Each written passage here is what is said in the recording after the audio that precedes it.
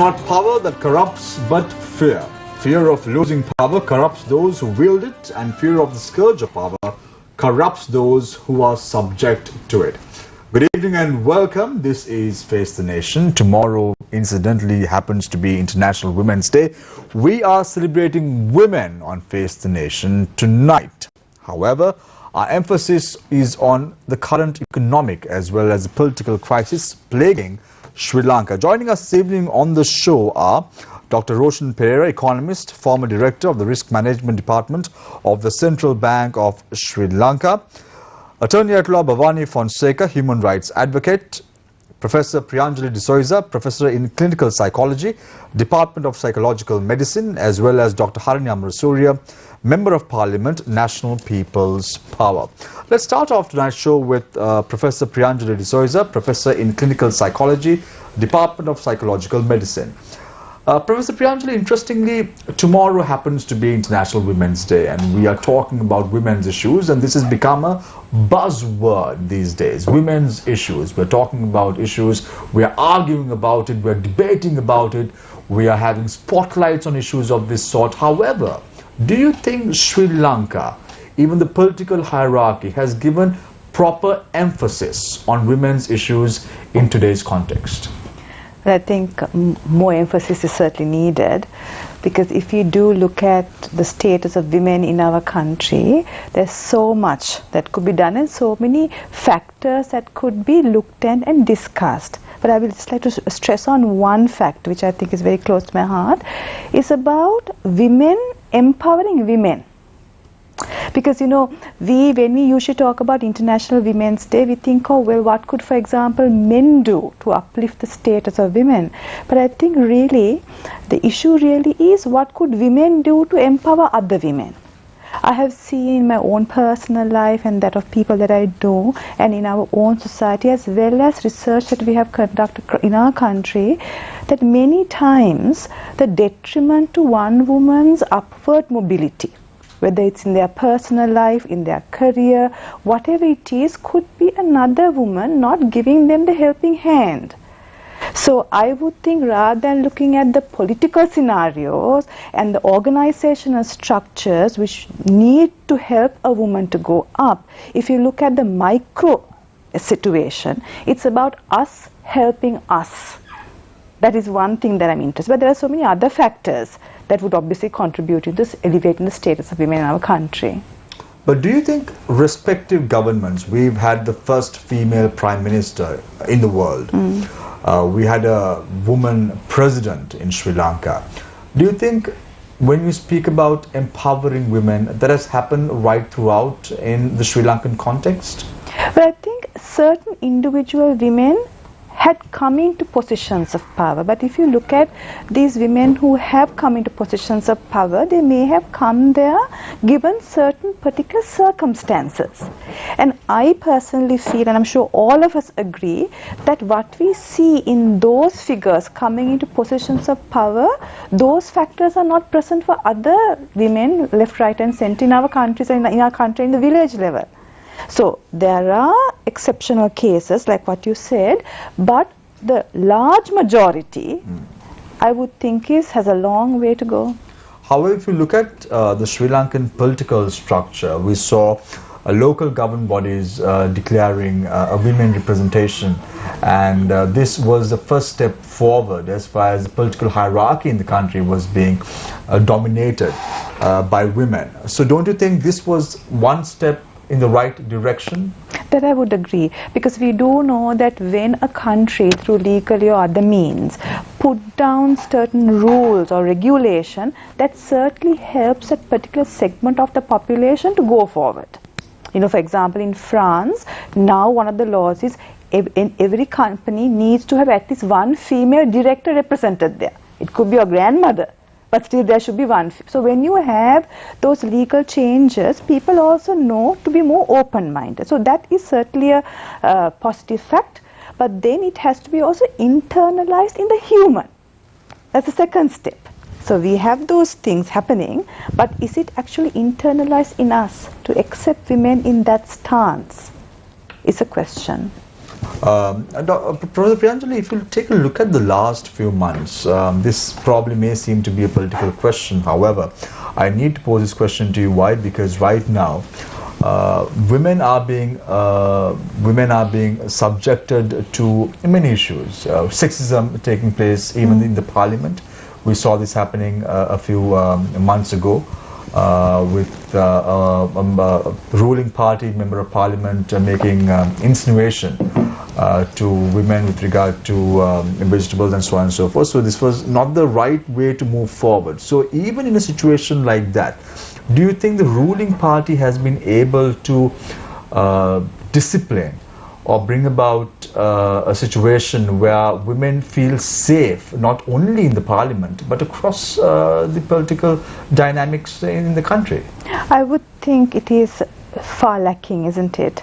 Because if you look at as a woman, as an individual, whether we are in our workplaces or whether we are in public spheres or going in public transport, forget about what happened in the parliament, but it is a reflection of what is happening there. And I, as an individual who have lived here all my life, for 5 decades nearly, I haven't seen great changes in my personal and psychological safety in many spheres of my life. So, and that is what is reflected in more obvious spheres, such as maybe what is happening in the parliament.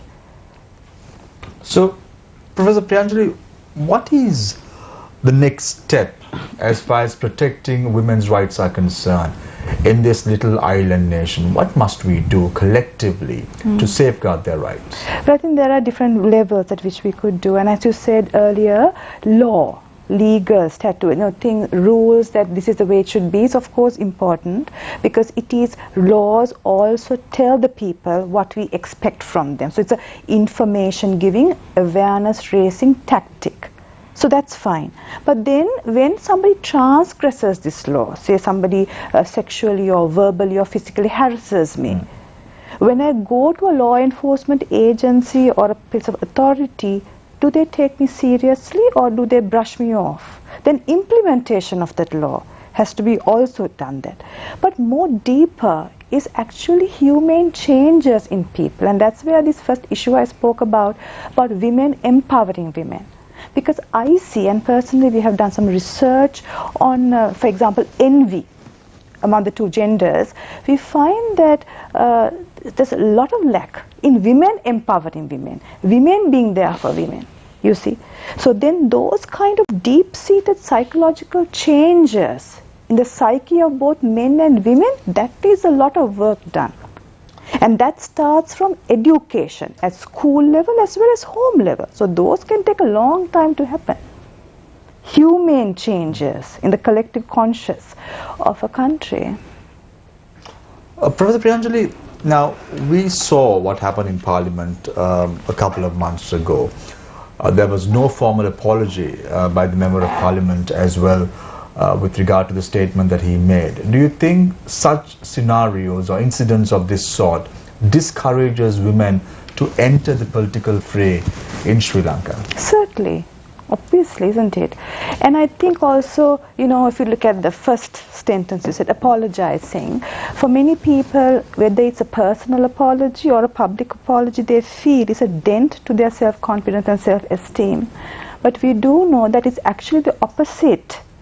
If you do some wrong, to come out and say even publicly, giving an apology actually puts them in a higher stance in the eyes of the public. But unfortunately, most people don't know that. And then coming to your second question per se, is that certainly if a group of individuals are ridiculed and looked down upon collectively, then members of that group would think twice. That is quite natural. Then they are voiceless. But don't you think when we speak about empowerment, Professor Priyanjali, it has to start from the grassroots. It has to be a bottom-up approach rather than a top-down approach. I think it is a bottom-up as well as a top-down. Like, for example, a program that a particular non-governmental organization, local one that I'm working with, we are doing some work on empowering young boys, preteen boys, to look at females as their equal, as their counterpart, as their ally, through the medium of sports, cricket, for example. So that is a top bottom-up approach, at young ages. So we need that, certainly, as you say, but we also need the top-down approach also.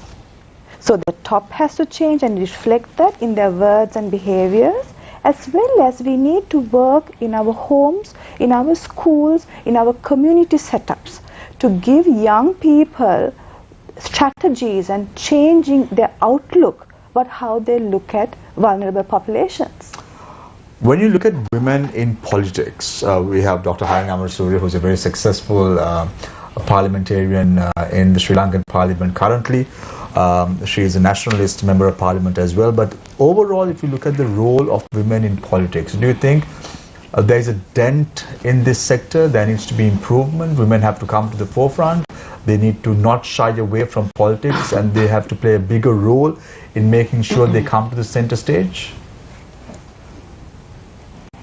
Dr. Professor Priyanjali, I'm posing the question to you. Yes. Sorry about that. Yeah. Can you repeat that question No, again? so my question is, now we have individuals like Dr. Harini Amarasuri, who has come to the parliament through the national list from the NPP. But don't you think it's important for women to take up the position of entering the political fora and entering the political fray and be a dominant part in the Sri Lankan political culture as we speak? Because at the end of the day, women in politics must be there in a country like Sri Lanka, because we appointed the first female prime minister, we had a female president, and now what is next? So women do also have a role to play here, don't you think so? Certainly. And people like Harini coming into politics with the relevant background is so essential because it also, I think, it also breaks down stereotypes, isn't it? About what the public and those inside the parliament may have about a woman and a woman politician because of the way we conduct ourselves. So certainly having women in politics out there voicing their views in a most objective manner is essential, not only for the political situation in our country, but also to break down stereotypes, prejudice and discrimination against women. So the woman that is in that position can do a lot if done well. If done well. Yes. And there are instances in which that has not been the case as well in the Sri Lankan... well, all human beings can make mistakes. Including myself. Right. Thanks a lot, Professor Priyanjali. So he's a professor in clinical psychology, Department of Psychological Medicine. We, of course, have a lot of questions to you in this respect as the show goes along. And want to now move my attention to Dr. Harini Amarasuri, a Member of Parliament of the National People's Power. Dr. Harini, my question predominantly is not about women, but how women are being affected with regard to the current political dynamic in Sri Lanka. Because if you look at the current economy in the country, at the end of the day, it's the woman who is suffering. She goes to the shop, she does her purchasing, and so on and so forth. I'm not in any way saying that men shouldn't do that, and men are not affected due to the current political crisis as well as the current economic crisis in the country. In your view, in a situation of this sort, Dr. Harini, how can women cope up? Now, do they have a voice? Now, we saw Hirunika Premachandra yesterday going to the president's house to stage a protest. Several hours later, it happened the reverse. It happened again at her house. We saw a protest being held. We see tit for tat. That was the clear mentality of the government. In a situation like that, do you think women can play a role in the Sri Lankan political arena? Well, women certainly can. The issue is that it's very, very difficult, as we saw with the Hirunika's issue, where it was a very juvenile move, I think, by the government to sort of respond in that way. I mean, completely unnecessary. But that's politics in Sri Lanka right now. So I think many women who are coming forward, who are resisting what is going on, are very aware of what they may call upon themselves. I'm sure Hirunika was very aware that what she was doing is not going to go down well with this government. I think we are all aware of how the government would respond to any kind of criticism, whether it be by man or woman. So, but as you said, the situation, the current political crisis has a very definite effect on women because it's entered our homes, it's entered our daily lives in unimaginable ways, right? And we saw that also during the COVID period with increased workloads on women and the increased amount of hours that they have to spend on care work, right? With schools shutting down, with hospitals having restricted access, all of these things we saw. I'm sure Pianjali can talk about this a lot more, but incidents of domestic violence increasing, child abuse increasing. So we can see how this crisis has had a very definite impact on women. And I think that's a result of years of neglecting our social security and social protection processes and institutions. So the failure of those institutions at times of vulnerability, at times of crisis like this, mean then that women inevitably have to face a heavier burden. Right. So, Dr. Hari, now I'm going to shift my gears to the current political crisis in Sri Lanka.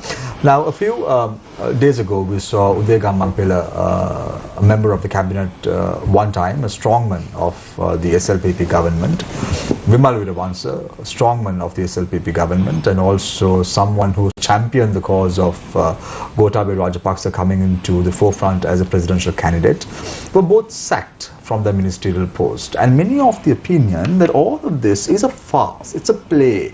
We've seen such plays happening in the Sri Lankan political fora for many, many years. We are not out of it. We are currently facing an economic crisis. Henceforth, the government may be trying to bring out a play to persuade the public to believe something else is going on. Do you think all this is an act of play, or is it really happening? Is it the reality right now? The government is in crisis. Well, the government is definitely in crisis. I think that it's very evident that there are tensions within the government. You can see the contradictory statements that different members of the government are making, and that's kind of testament to the fact that there are so many contradictions and they're not really sort of consulting with each other and speaking in one voice. That's very clear, the tensions within the government. This particular incident that you're referring to, I think people have all the right in the world to feel skeptical about this, because we have seen such performances in the past, and also these were the very members who were instrumental in setting up this government. Right? These were the very people who were vociferously... The pillars of the SLPP government? Pillars of the SLPP government vociferously agitating on behalf of the 20th Amendment, which we know had such negative impact on sort of the governance model in our country, and these people defended all of them, right? So when they suddenly sort of turn around and talk about the fact that this government is failing to govern, right, and that there's a failing of leadership, you really wonder what were they thinking, right? What were they thinking 1.5 years ago? What were they thinking in 2016 when they actually started mobilizing to form this government and started projecting Gotabaya Rajapaksa as the next presidential candidate? Surely, I mean, many of us in the opposition were quite aware that Gotabaya Rajapaksa would probably be the weakest person that you could put into this position. So were they not aware of this?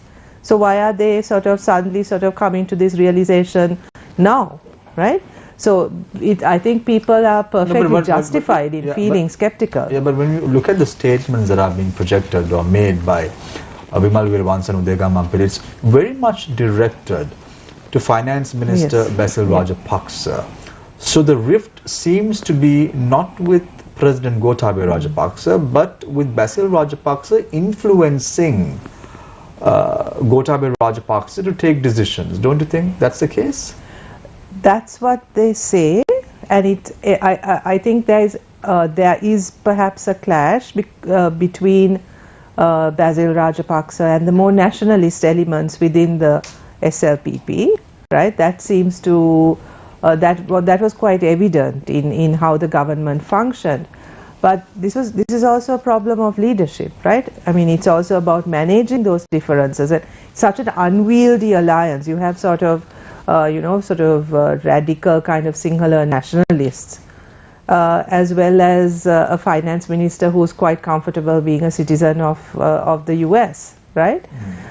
So it's a very unwieldy alliance, and there doesn't seem to be much coherence in terms of their policy or ideology. But this is a group that came together merely to bring the Rajapaksas back into power, right? This is not something which has a well thought out kind of ideological stance to which they subscribe. So that the cracks are evident now. So, Dr. Harani, when you look at the statement that was made by Vimal Weerawansa, he says that in 2019, when they were deciding of a presidential candidate, Basil Rajapaksa has told the parties with the SLPP that he wants to be the presidential candidate. And this is what Vimal Weerawansa said. I'm not in any way trying to put words into his mouth or whatever it is, but this is what he said. However, when you look at the 20th Amendment to the Constitution, these parties initially refused to go ahead with the government. However, months later, weeks later, they went and voted in favor of the 20th Amendment to the Constitution. So this was a result of Basil Rajapaksa coming into the play or coming into the limelight as the Minister of Finance because of the majority, two-thirds majority they got for the 20th Amendment to the Constitution. This is why people are saying that this probably may be a drama. This may probably be a play just to arrange the podium for someone else to take over. Probably Vimal Weerawansa or Udega Mampila may be having ambitions to be the president of the country. You never know. All I can say is none of what is happening in terms of what you just described, this drama that is being enacted, is going to solve any of the problems that we are facing. The sacking of the ministers is not helping us in any way. The disunity within the government is not helping in any way. The contradictory statements that they are making is not any. So this whole sort of drama, whether it's real or not, has nothing to do with the problems that people are facing.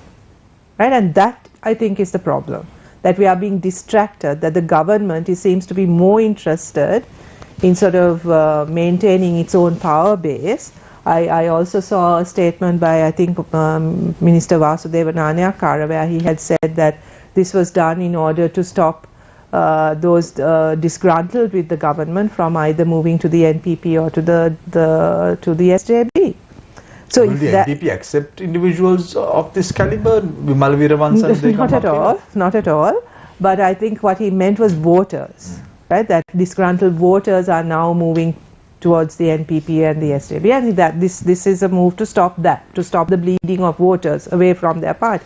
I mean, how cynical a statement is that? This country is on the brink of bankruptcy, and all they are thinking about is how to maintain their voter base, right, by sort of preventing voters from moving to other parties. I mean, what is that? What I want to understand, one final question to you, Dr. Harani, what I want to understand is we saw how rifts are being created by the Rajapaksa administration for many, many years. We saw when Sri Lanka cricket chairman was Arjun Ranatunga. They sacked Arjun Ranatunga and appointed Nishant Ranatunga, his brother, as the secretary of Sri Lanka cricket. We saw this happening. Now we see three people, mainly Udega Mampila, Vimal Weerawansa and Vasudeva Nanayakkara, were very critical of the government. Only two members were sacked, one remained. So this is all a farce and a drama. I think it shows even more clearly, if we had any doubt whatsoever about this, right, that this government is only interested in maintaining its power in whatever means and whatever strategies it can use, that it has no interest in solving the problems of the people are facing. I think that much is evident. Right. Thank you very much, Dr. Harani Amarasuriya. We have a lot of questions for you in terms of the political future of the NPP as well. We'll pose them to you as the show goes along. I now move my attention to Dr. Roshan Pereira, economist, former director, Risk Management Department, Central Bank of Sri Lanka. I don't know, Dr. Roshan, whether you are aware of the recent statement, the statement that was issued by the Central Bank of Sri Lanka just a couple of minutes ago. It says, policy package to support greater macroeconomic stability, allowing flexibility in the exchange rate. As a result of that, the central bank is also of the view that forex transactions will take place at levels which are not more than 230 per US dollar now. Prudent decision, came too late. What are your views? Thank you once again for having me on this program. I think we have to look at the whole macroeconomic picture, all the indicators. If you look at all the indicators, so you can't look at just the exchange rate in isolation. You have to look at all the indicators. And if you look at all the indicators, for many months, economists have been saying that things are worsening. I mean, I'll just give you a sort of a snapshot of some of the indicators. If you look at the growth rates have been negative. We haven't had negative growth rates. The last time we had negative growth rates were in 2001, and that's when we had an attack on our airport, as well as it was a global financial crisis. So you can see from the real sector, we are in one of the worst in terms of growth. In terms of inflation, we've got one of the highest inflation rates. Not one of the highest, but in the recent past. So I think since 13 years ago, we've not had double-digit inflation, and the last time we had this kind of inflation was at the height of the war. So inflation is at the worst. If you look at in terms of the fiscal, we know that our deficit again is one of the highest we've seen in recent times. The last time we had over 10% deficit was again during the war, and also before that was in 2001, again because of there were several other factors that contributed to that. Debt is close to 110% of GDP. Again, there are very few years in which it has gone to that level. In terms of our external financing, we've got a negative, our overall balance is negative. Again, there are very few years in which we've had a negative overall balance, which is basically directly related to our foreign reserves, which are probably at the lowest level we've ever had. And then finally look at the monetary sector. You can see that money supply has been growing at a very high rate because the central bank has been monetizing the deficit, financing the deficit. So if you look at all those factors, you can see that Sri Lanka's macroeconomic situation is at a very low point. Anybody who's looking at it and trying to come up with a policy package has to look at it holistically. You look at every aspect, and whatever you prescribe has to be based on that. So I know the central bank had their monetary policy announcement a few days ago. They had a whole slew of policy prescriptions or policy changes. One was the increase in the interest rate, and then several other things. But they never mentioned the exchange rate, and that was kind of the elephant in the room because everybody knew, okay, the exchange rate was having a big impact on several other. There was a sort of knock-on effect of this fixed exchange rate on several other sectors of the economy. No, but in the government's defense, Dr. Roshan Pera, they speak about the exchange rate. They're saying incentivizing foreign remittances and investments further is very important, and the government should diligently consider these matters. But if the government probably did not revise the exchange rate, my opening question to you would have been, why is the Central Bank of Sri Lanka saying the government to consider such a move when the onus is on the government's hand or the central bank's hand with regard to increasing or devaluing the currency is concerned? So the government seems to be in the right direction. Do you think so? Because 230, is it too low or is it too high? So going back to I have to say, yes, finally we are going in the right direction. We are finally going in the right direction. Yes. Well, that's so there seems to be some light end of the tunnel right now. Well, it's going to be a long road ahead. Right. So this is only the beginning, and I think, in a way, it is too little, too late, because we should have done this probably 6 months ago. A lot of these things, the exchange rate in the curb market was probably 230 about 4, 5 or 6 months ago. Now going at 248, 250. Exactly. So it's a little too late, but at least it is in the right direction, and I hope we will continue to make these changes. So, Dr. Roshan, my question to you is, are we in this abyss right now, the economic abyss that we are facing right now, because of the negligence of the government and not taking the right decision at the right time? Because we saw in January, we had to make a payment of 500 million US dollars on ISP payments, and we had a lot of people on this show. We spoke about it as well. Chambers, the Ceylon Chamber of Commerce former chairmen came on the show. They were very vocal about the government to not go ahead and pay the 500 million US dollars to restructure the debt even at that time. Are we in this crisis at the moment in terms of fuel, pharmaceutical products, so on and so forth, because of the government took a very arrogant stance in January to pay that 500 million US dollars ISB?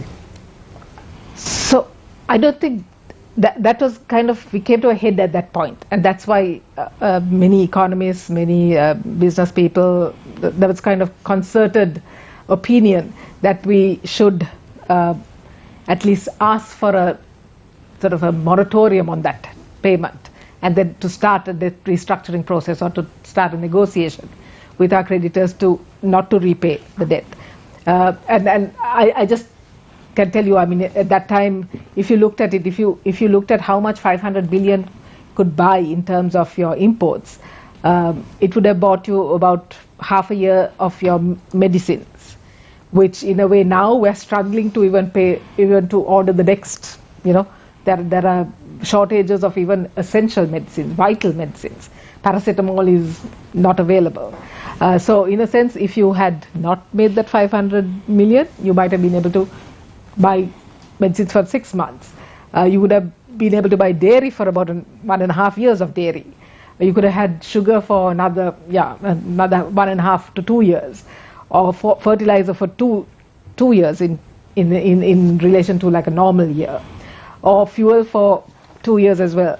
But instead, we're struggling like it's a hand-to-mouth existence, because every day we're trying to see whether we can have like $35 million or $24 million just to buy the next, or to pay for the next shipment, or to order the next open the LC for the next shipment.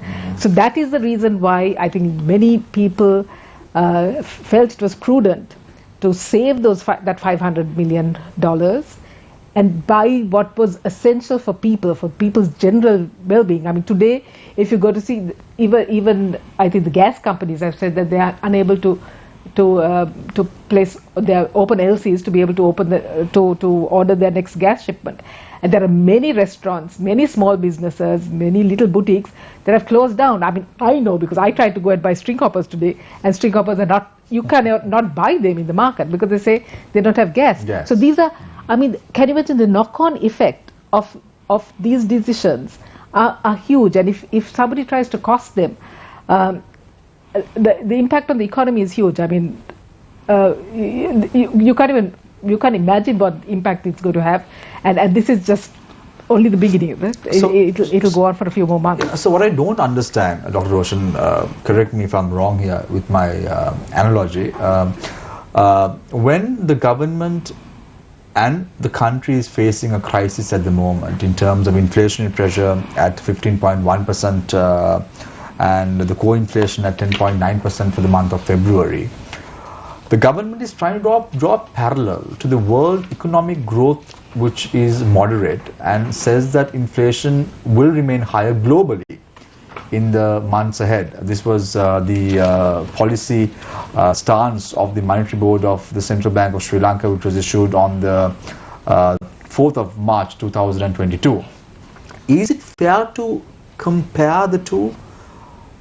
Can you say global economy is going to be moderate to lower? It's projected at 5.9%. Now it is going to be projected at 4.4%. This is what the central bank report says. Inflation to be high because of the logistical crisis as well as the issues prevailing with regard to supply chain, and then trying to draw a parallel to the Sri Lankan context. Is that fair? So inflation and growth, yes, we do. There are external factors and there are domestic factors. So yes, there will be certain external factors that will affect the Sri Lankan economy because we are a small open economy. But I think if you look at inflation, yes, there might be some supply side issues, but and issues related to fuel pricing. But the thing is, it's not necessarily feeding into the economy because we have administrative prices. So at the moment, if you look at inflation, it's not really reflecting that, which is also wrong, because we have other issues by not adjusting our fuel prices. But I think our domestic inflation prices, and you just talked about co-inflation. Co-inflation is basically demand. That is why you calculate co-inflation, which is really due to demand pressures which are domestic. Is due to huge monetary expansion that we've had, because the central bank has been monetizing the deficit, and we've had huge tax cuts which have also fed into, basically people have had too much money, there's too much money in the system, which is feeding into inflation. So I don't think you can completely say that it is only due to external factors. There are definitely domestic factors, and also the agriculture issue, the agriculture supply issue. So I think there are a lot of factors that you have to take into consideration when you look at the inflation numbers. And then the other number that you didn't talk about was food inflation, which is at 26%. And I think in 2 years it is about 36%. So it's not only international factors, but definitely domestic factors have contributed to where we are. So the man with 7 brains in the Ministry of Finance and the man with 1 brain in the central bank has been unable to resurrect the country's economy over the last few months.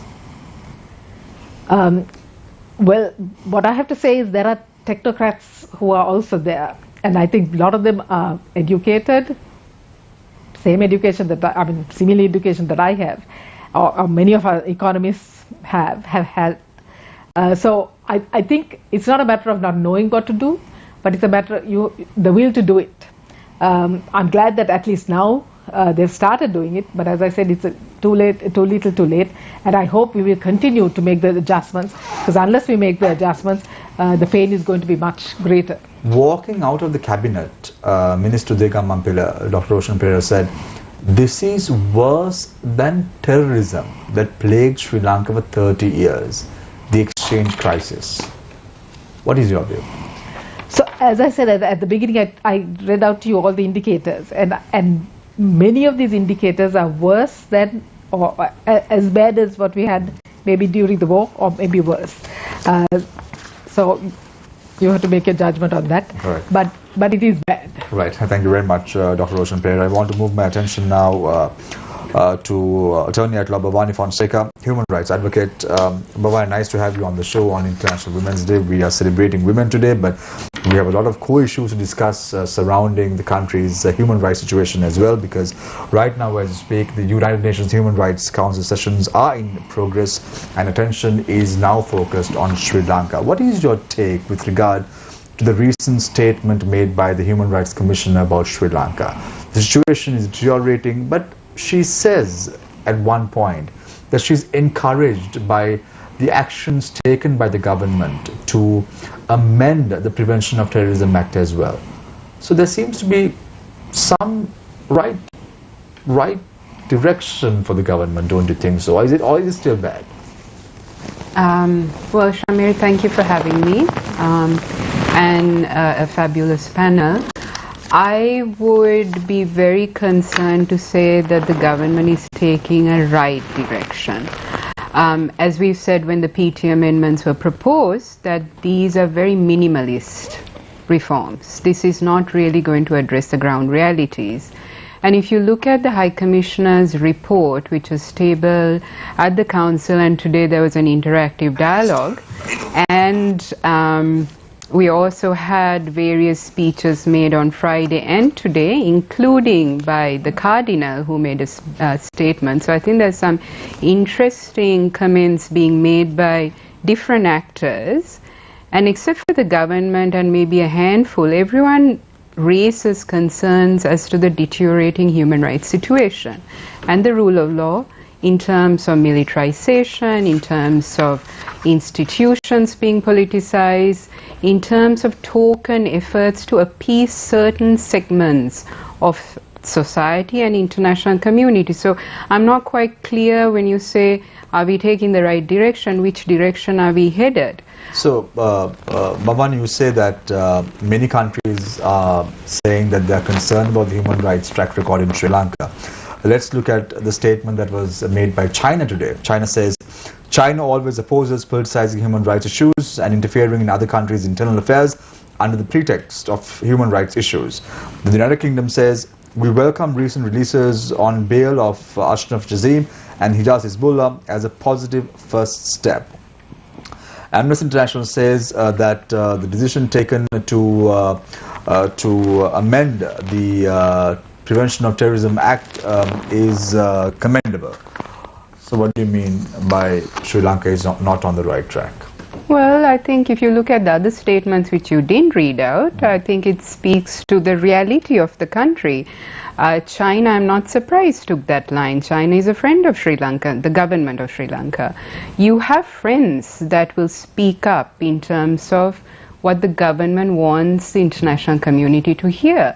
But you also have a champion of this government, or earlier champion, going to the council and raising very serious concerns about the impunity about the Easter Sunday attacks, which is very, very similar to concerns raised by victims and civil society for decades in terms of impunity.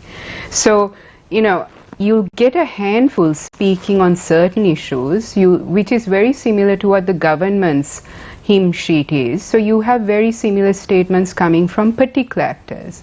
Now, the High Commission also recognizes some things have worked or there's been proposals made.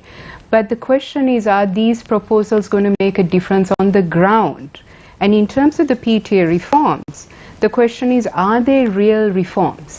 And in my opinion, if you have things like confession still on the legal, in the law, you're not going to have a major difference with the token reforms they're proposing. So I'll just also say the government says this is a first step in terms of reform. Why not present the whole gamut at this moment? What's holding them back?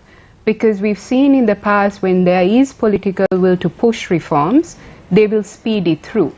But on certain things, there's very, very slow progress in terms of reform. So those questions should also be posed. Right. So, Bhavani, when we speak about the April 21st attacks, it's very clear that this was one of the reasons that the present government is in power, because they came under the pretext of bringing forth security to the country, making sure that the country is devoid of terrorism, and spoke a lot about Islamic terrorism in the country. And if they were in power, this wouldn't have been the case. The deterioration of the intelligence service in Sri Lanka, all this was spoken about, and they came with the pretext that when we come to power, we will do justice. We will make sure that those who committed these crimes will be brought before the law and they would be punished for the crimes they did. However, when we hear the statement that was made by His Eminence Malcolm Cardinal Ranjit, Archbishop of Colombo, not now, but even before, he goes on to state that justice has not been meted out to the victims of the terrorist attacks on the 21st of April a couple of years ago. He says that instead of uncovering the truth behind the attack and prosecuting those responsible, there are attempts to harass and intimidate those who clamor for justice. It seems the government has shot itself on the foot. What are your thoughts? Well, Shamir, I don't have much to say. I think the Cardinal's speech today and previous as well speaks to the reality of this country. You know, you have a situation where so many people's lives were lost. And that propelled, and I think we need to recognize that propelled this narrative of wanting a strong leader. So I think there's something there that one needs to look at. And the Cardinal's speech today also speaks about a political plot. What is this plot? Why are these questions still being asked? You know, the Parliament Select Committee in 2019 had a process where they looked into this matter, and there is a report, a Parliament Select Committee report. There's a Commission of Inquiry report. There's several investigations that went into this. We still are going in circles in terms of why this happened, what were the failures, and so many years later, the question of why is there no accountability. Now, Easter Sunday, I think, is one example of the problems of this country. We've had decades of cycles of violence. We have decades of violations happening, and specifically towards a minority community. Now, has anyone been held accountable for these violations?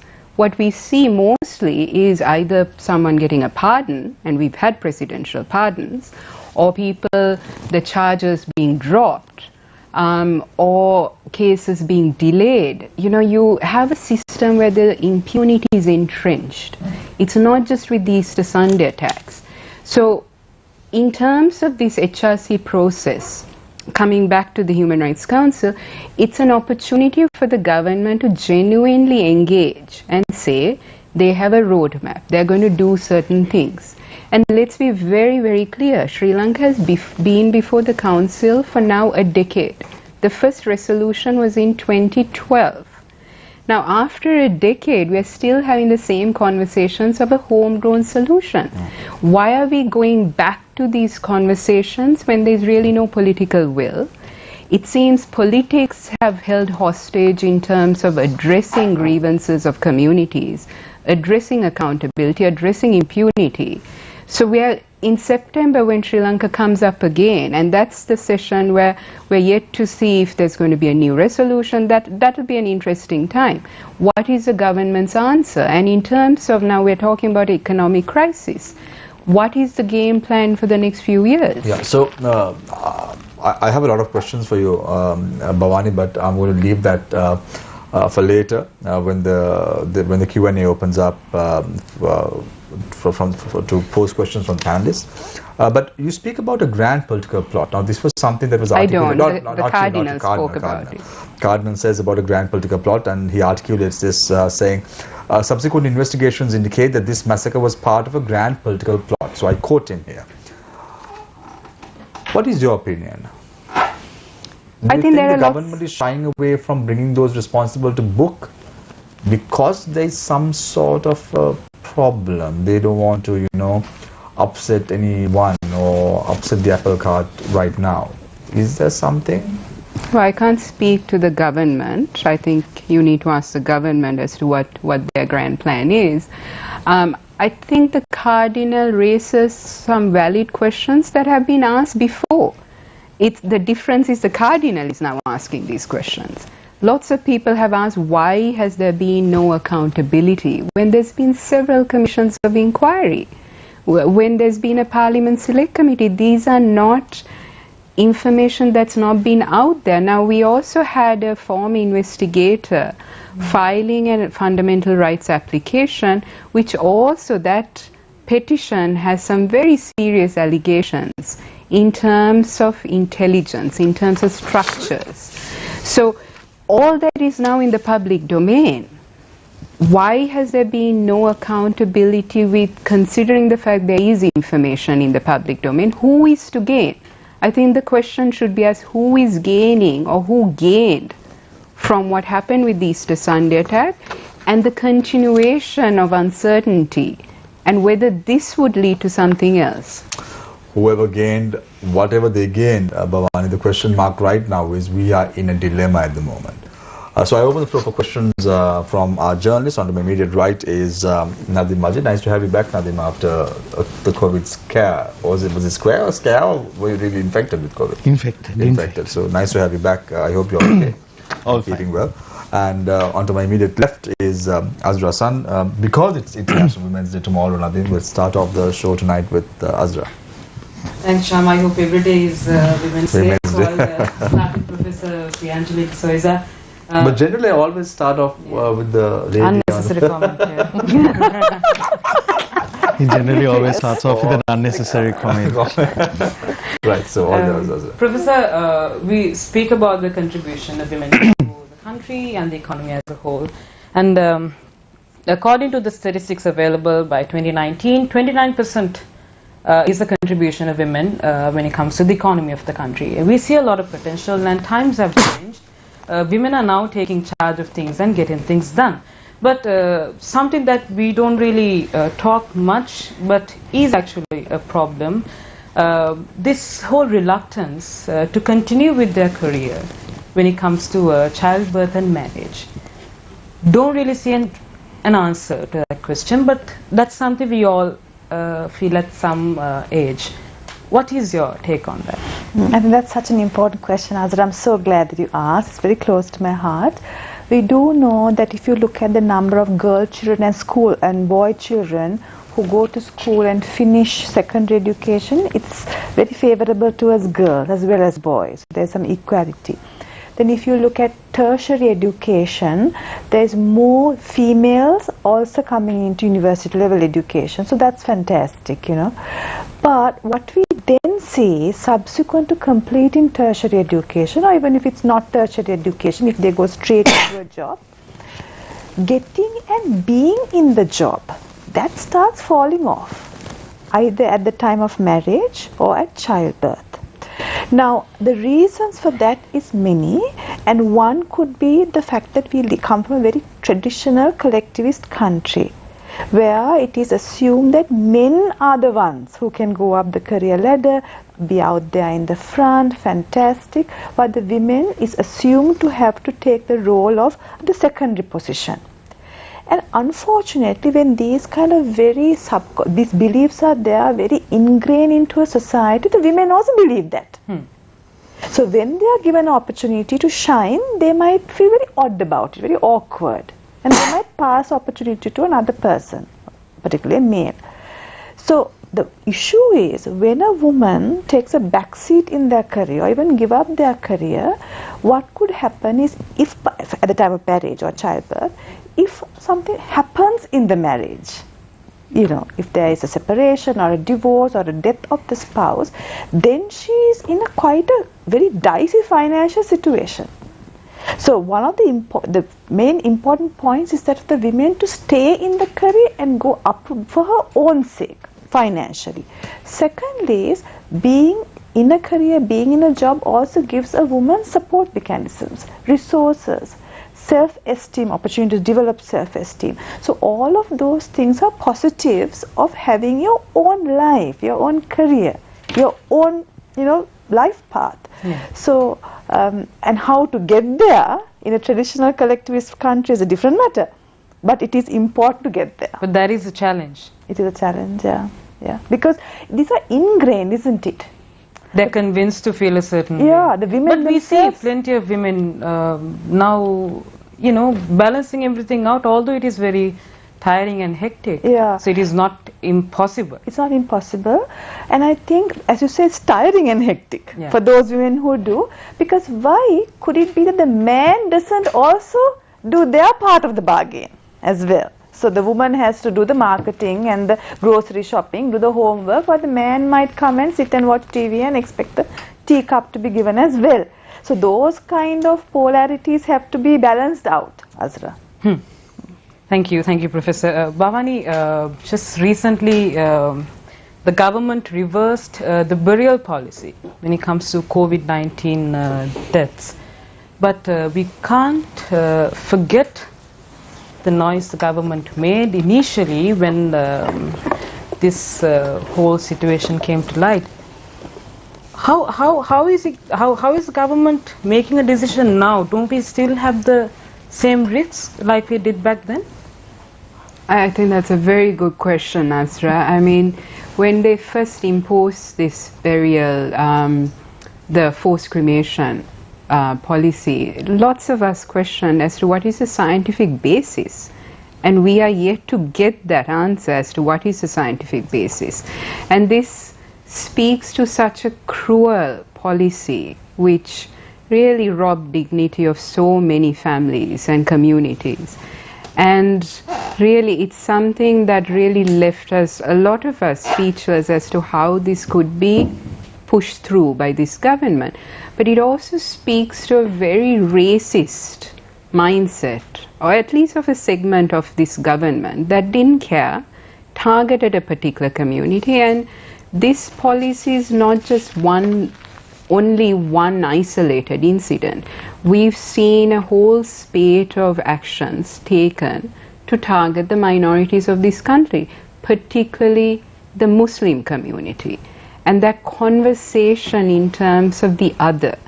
So with this particular issue now, suddenly with the HRC session, we have them reversing a policy. Now last year when the HRC session commenced, they did the same thing. So it's also the question of, do they suddenly wake up to this when the Human Rights Council sessions are in force?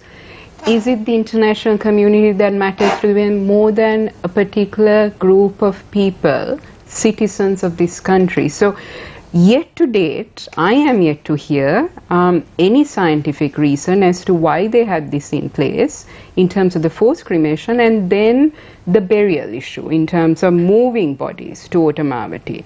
So there are lots of questions, but this is just, I think, an example of this government having knee-jerk policies, particularly having policies targeting communities, particular communities, with no rationality whatsoever, and speaks to also the lack of communication. There is no information. We have to have a guessing game, and around the HRC session, there's suddenly some movement. So there's no plan. But do you think that the international community is convinced? Because when I listened to the interactive dialogue today, Belarus, Russia, China and Pakistan were okay about the situation, but everyone else, including the UK, the USA, Amnesty International, our own civil society representatives, they were all very critical of the government and the conduct of the government. So what is the message? Is the government not getting the message? Is that the problem? I think if you just look at the names you mentioned, Russia, China, Belarus, if you look at the international, what's happening internationally, these are not the human rights friendly countries. So I just want to leave it there. In terms of Ukraine and all of that, I'll just leave it there in terms of, are we looking to them to uphold human rights? But in terms of the other countries, civil society, international community, and sections of Sri Lankan society, I mean, this is not just a Geneva problem. This is happening in Sri Lanka. Now, what's sad is that around the Human Rights Council, there's movement on certain things. The PTA reforms, the burial issue. You know, there's some movement. Suddenly you get compensation being paid. Suddenly there is a recognition that access to justice is important. There's token efforts, minimalist efforts around this time. But the rest of the year, there's complete tone deafness from this government. So really, if you're genuinely interested, why not address some of the ground realities? Custodial deaths, torture, you know, what's happening even in terms of the agriculture sector, everything. There's a whole gamut of things they can do, but around HRC session you get some movement. And then it's forgotten again till the next session. So I frankly think it's a farce. Dr. Roshan, speaking about the Russian-Ukrainian crisis, we can't forget the impact it has on a country like Sri Lanka as well.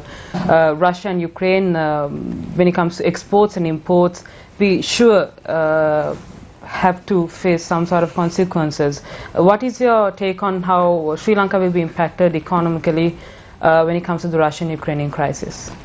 Yes, so you're right. I mean, we have Sri Lanka will be affected on multiple levels, actually.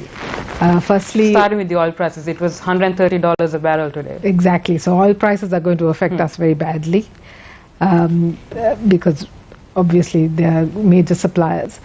Ukraine is also a wheat producer and a wheat exporter. So that's going to affect, because if wheat prices go up or you're not able to supply the wheat, then obviously people will start shifting to other grains, which means rice. And at the moment, we know that we are going to have a severe shortage of rice in the next harvest, which means that we will have to import rice. So the price of rice could go up, and other grains as well. You know, you don't know what the knock-on effects on the commodities will be. So commodity prices will go up. But on the other side, we also have Russian. We export tea to Russia. So I think they're probably the second largest. Third largest. Third largest now. Yeah, now, okay.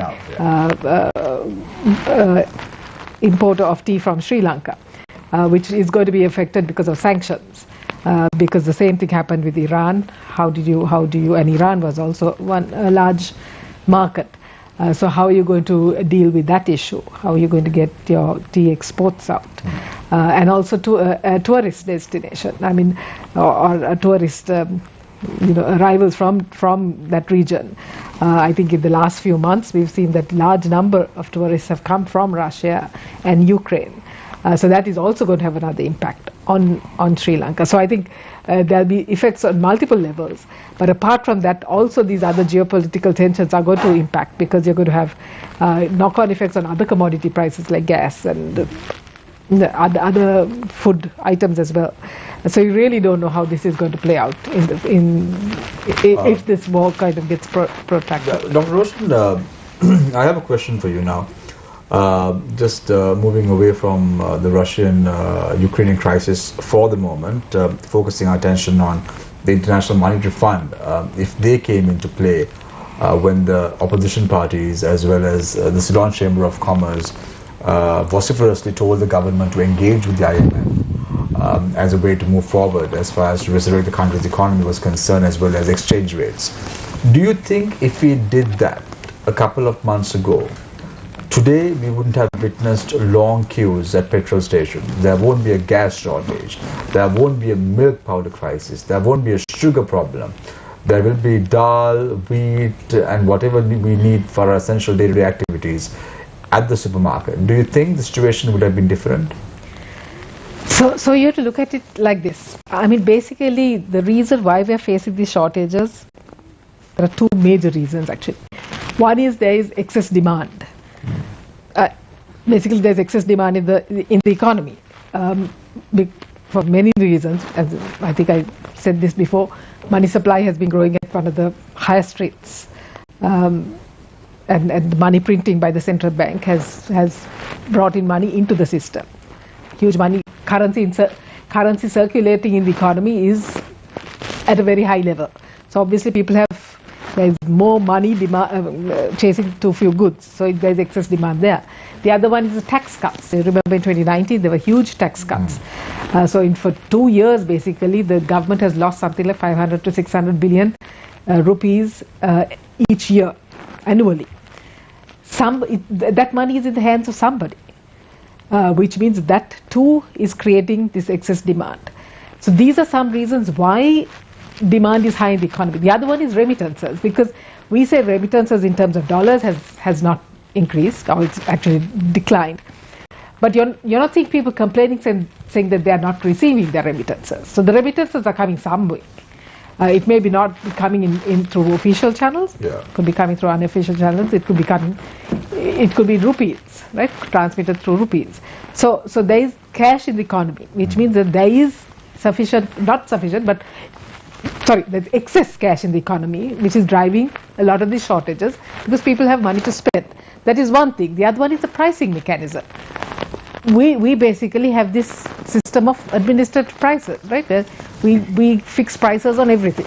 So you've seen one of the reasons for the shortages. We've had fixed prices for rice, fixed prices for sugar, fixed prices for dal, tin fish, everything. I mean, not everything, but all these commodities that you're talking about, we've had fixed prices, including for fuel, for gas. And as a result, when there is an issue,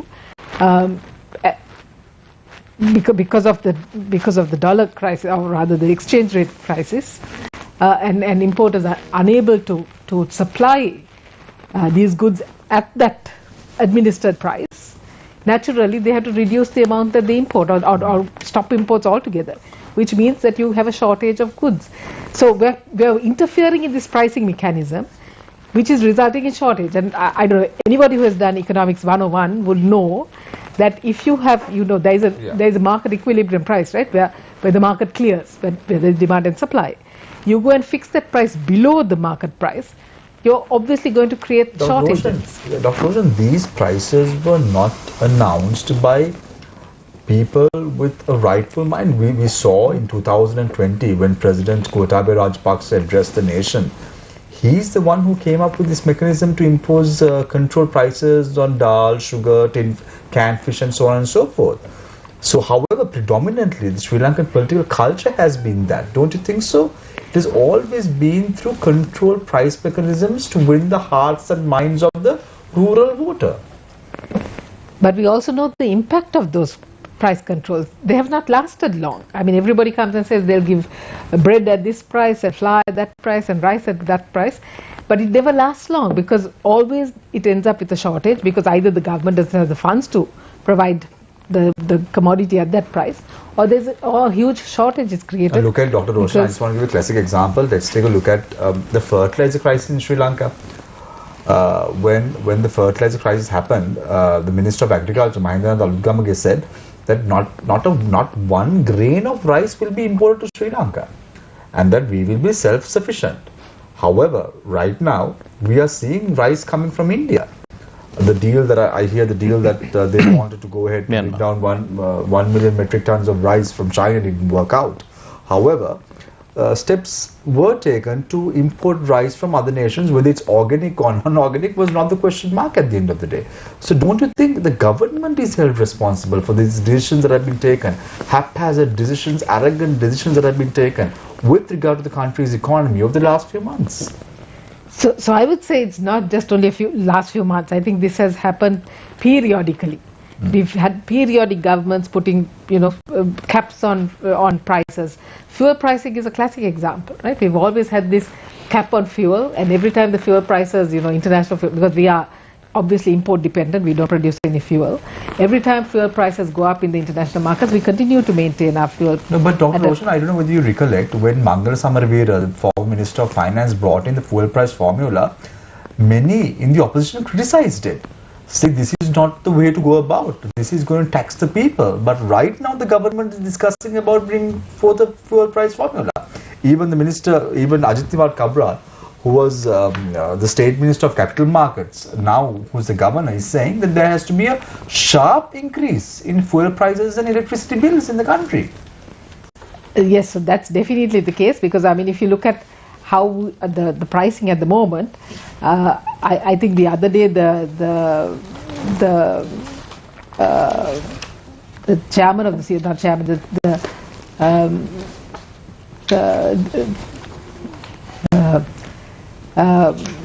the DG I think of the the CPC came out, and basically he gave out some numbers. Basically we are losing something like 53 rupees. Yes. This is as at February, according to the February international prices. We are losing something like 50 rupees per litre of diesel, and we are losing something like 21 rupees per litre of petrol.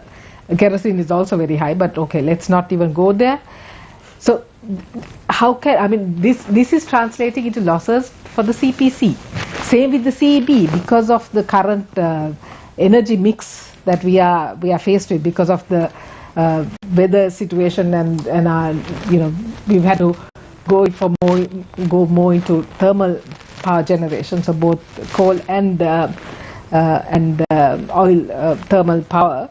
Basically, the cost of generation is something like 29 rupees, whereas we're selling a unit of electricity at 16.5% on average this is, and we haven't changed these energy prices since 2014.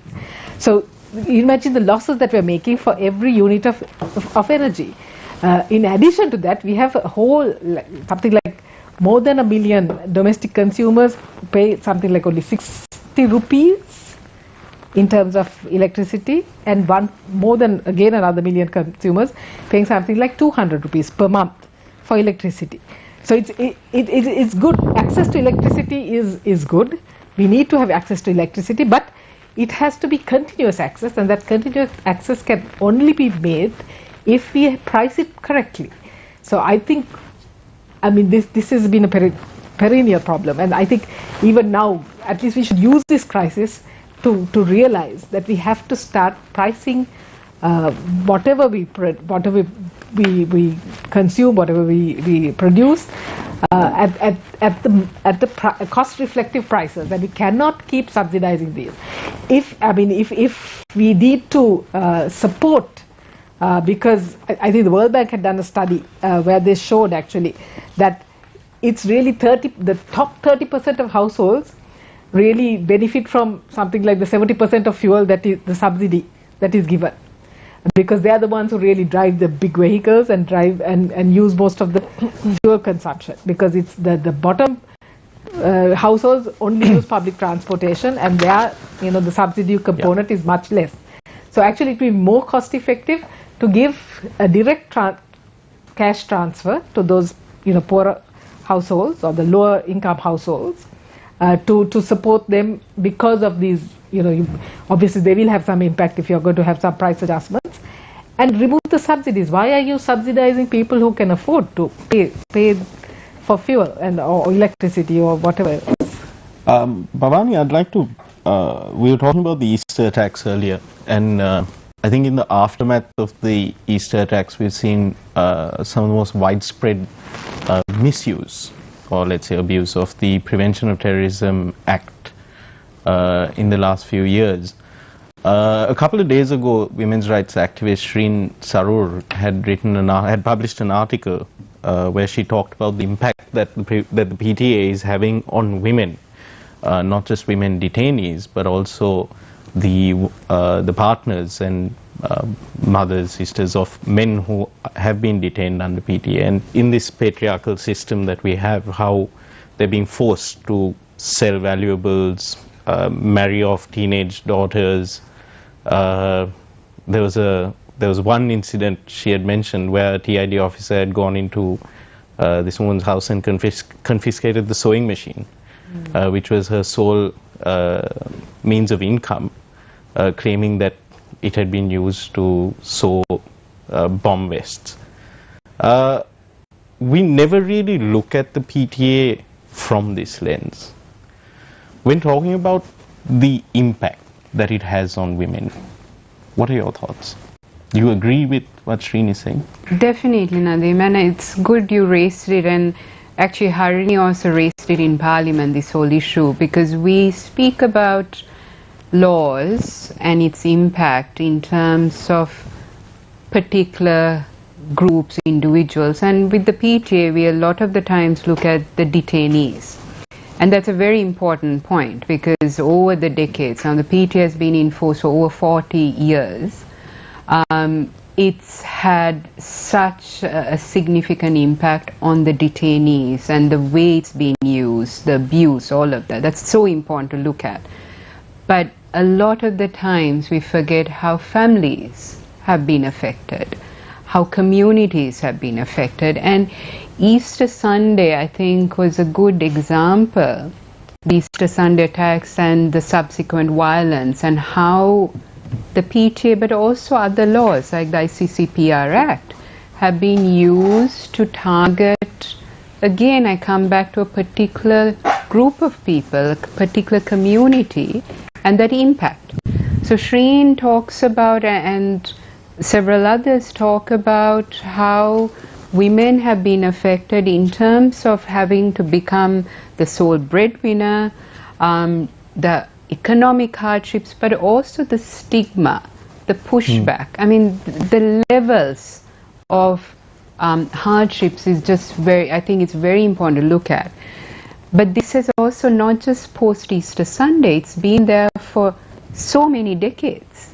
And I think that's something we need to talk about, because it's in a way it's easier to talk about detainees' rights.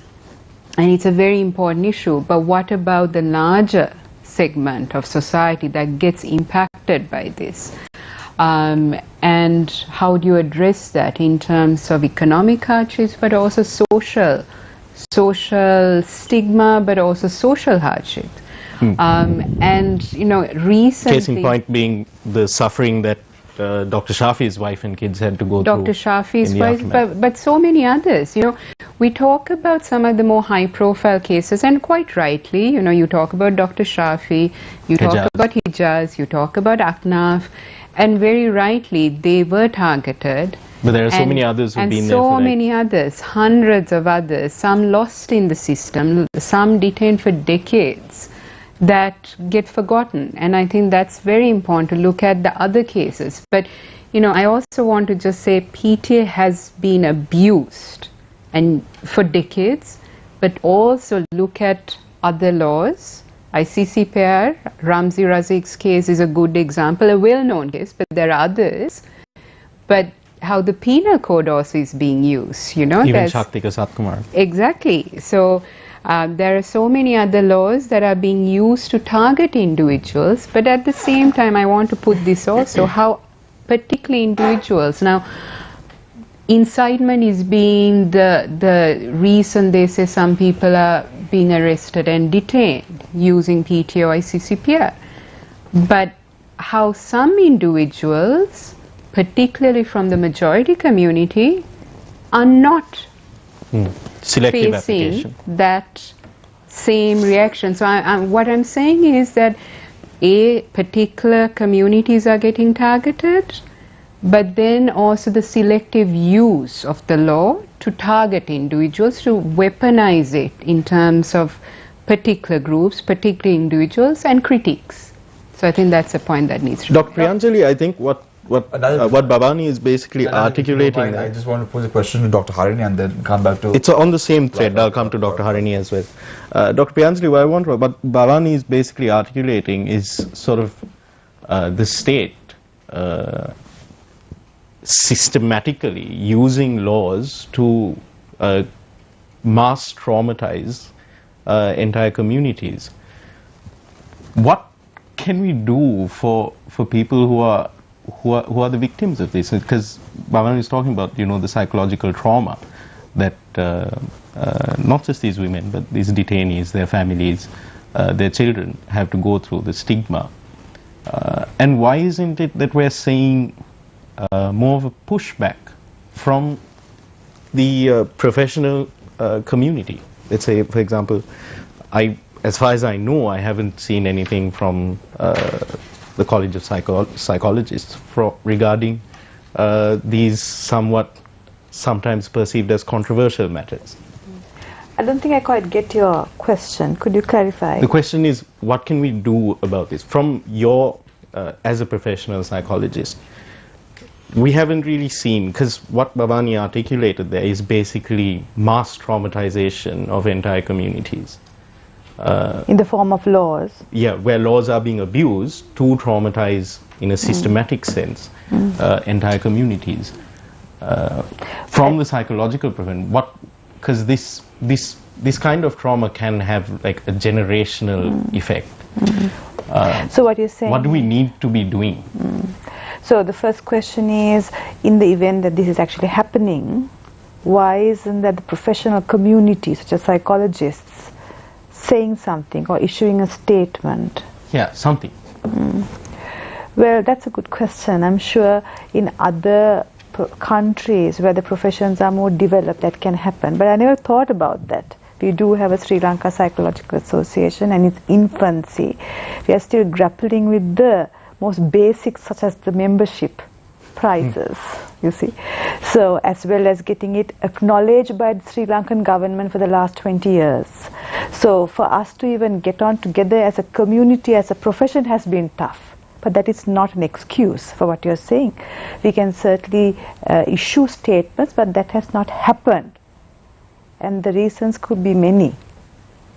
Do you feel that there is definitely a need for the community to contribute towards this conversation? Yes, I think in the event that these statements are substantiated with evidence, and if that is so, yes. Now, for example, in US particularly, where the psychology community is very well established, in times where there are issues like this, the community, for example, the American Psychological Association would issue statements, and they're very powerful bodies, these professional bodies, which then has an impact on the politics of that country. So issuing such a statement is important, but it has not happened in our country so far. Yeah. Dr. Harini, I know that there has been a drive amongst more, I think, primarily driven by the TNA to call for a signature campaign to call for the repeal of the Prevention of Terrorism Act. And we've seen certain members of Parliament sort of supporting that, and members of civil society as well. What I want to know is, can you recall, because I can't, who was the last person that was convicted under the PTA?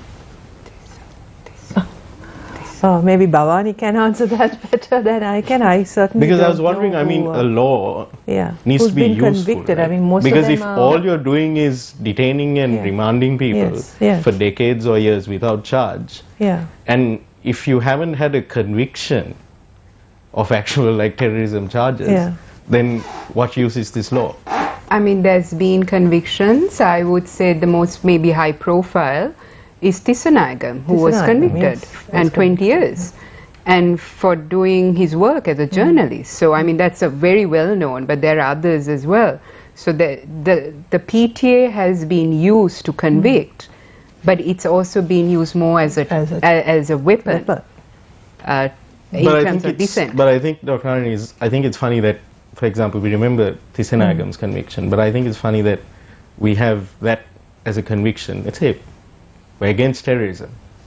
We have this law that's given us this one high-profile conviction. No, I'm sure there have been so many high-profile people being detained, remanded, harassed. More specifically, let me ask you, we've seen from opposition parties, we're unsure what the Samika Jana Balawega's stance is when it comes to repealing the PTA. Maybe they're more pro-reform. But as a group, the Women's Parliamentary Caucus, the Women's Caucus in Parliament, do you all have a position? I know I shouldn't be asking you since Dr. Sudarshini is the head of the caucus, but have you all discussed this? Do these issues come up in discussion? No.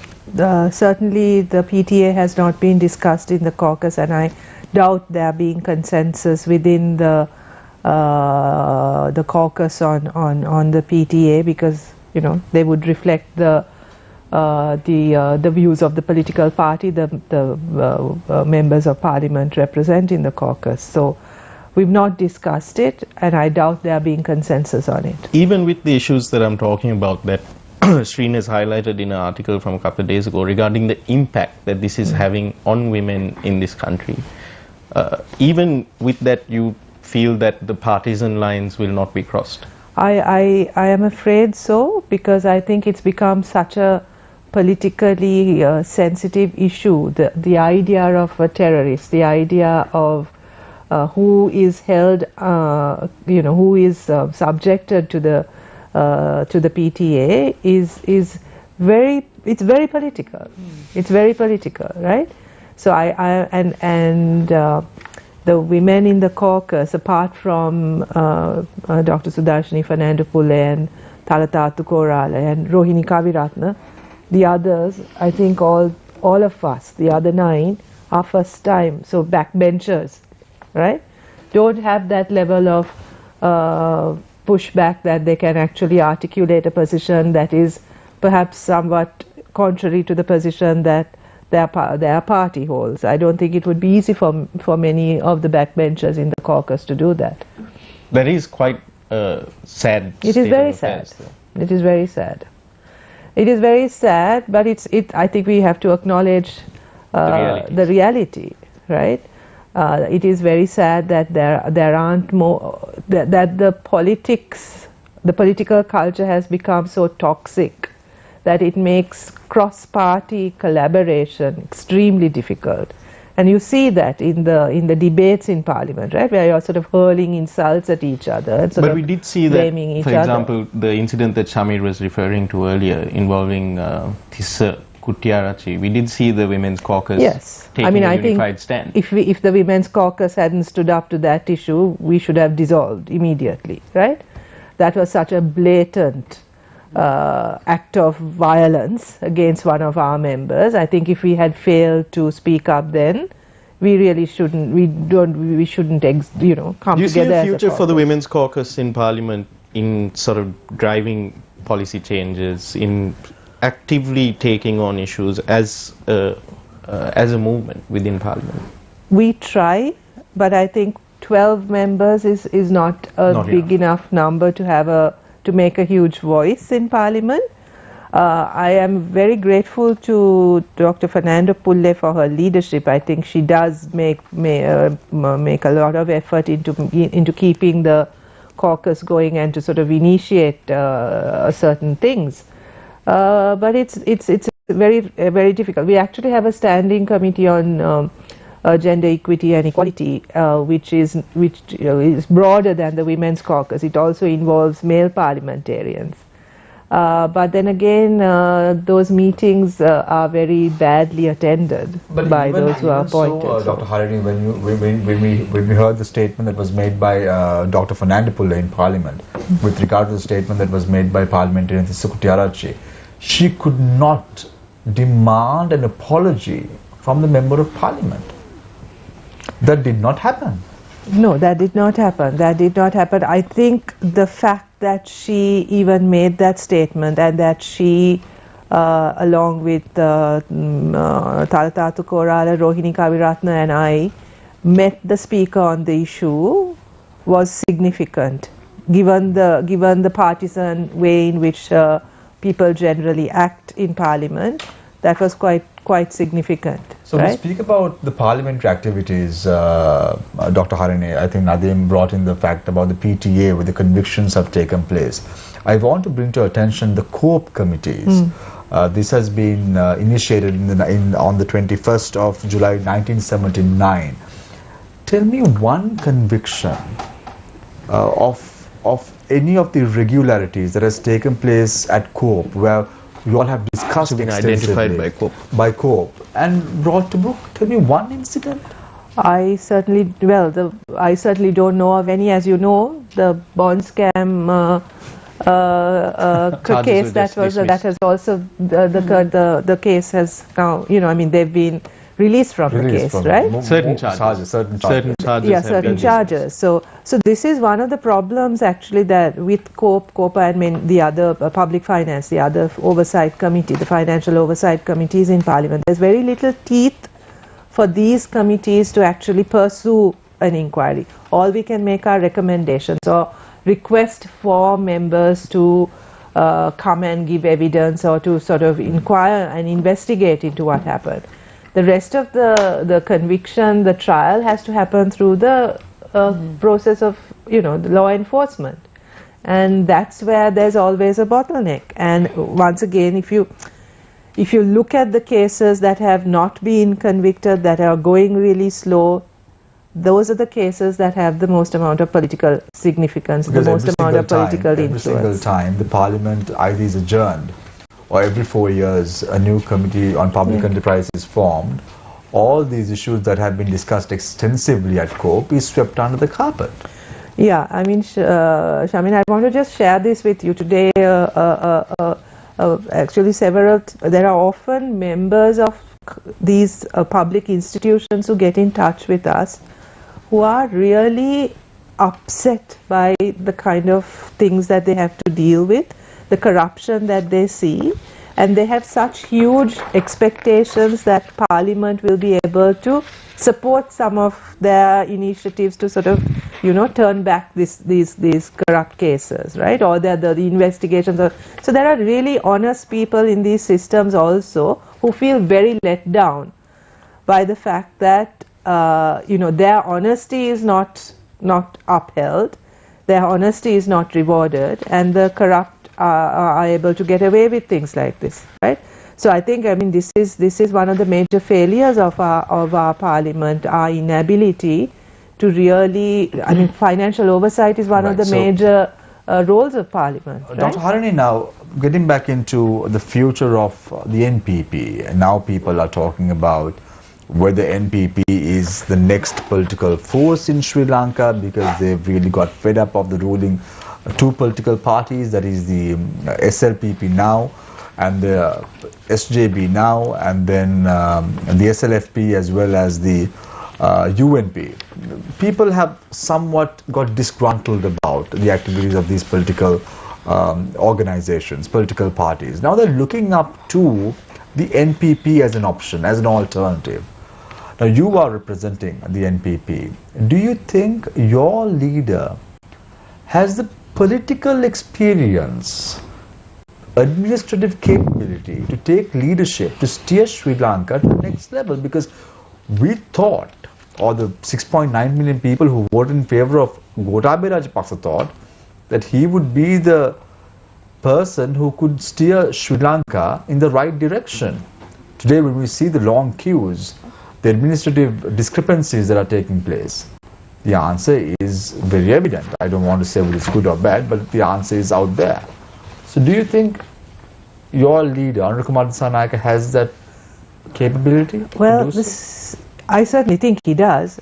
I think he's one of, I mean, he certainly has the capacity. He's demonstrated that ability. He functioned as a minister for a while, and he's led a party for several years, right? So I think he's demonstrated his ability.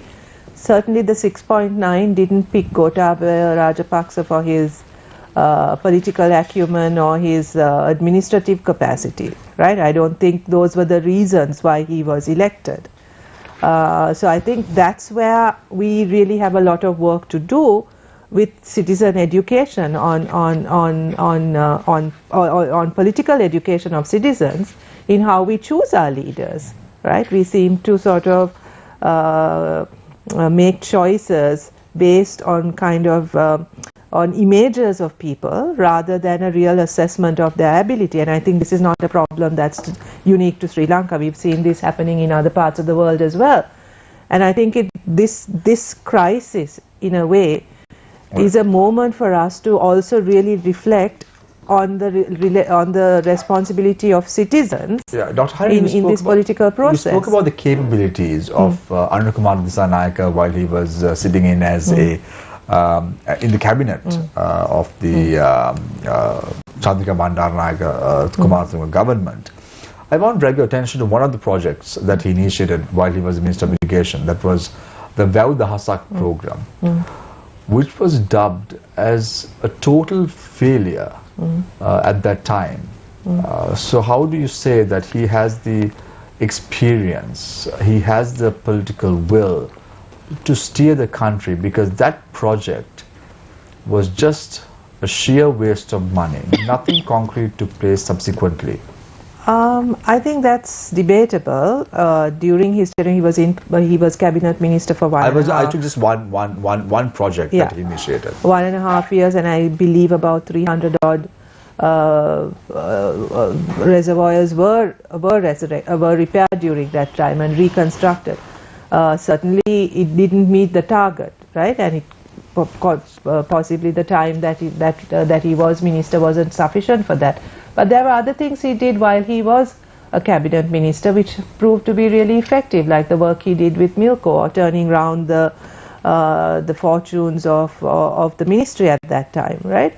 So I think and also I think one of the key... Rajapaksa was very successful when he was the chairman of the Urban Development Authority and the Defence Secretary of the country. I think it's very different being a secretary to a ministry and being a minister, and that's what I wanted to actually get to, in the sense that I think we really need to select people with political acumen, political knowledge and political experience of actually knowing and understanding how politics works, because at the end of the day, ministers, presidents and elected representatives have political work to do, and unless you have that experience and acumen, political acumen, I think you can land yourself in a real mess.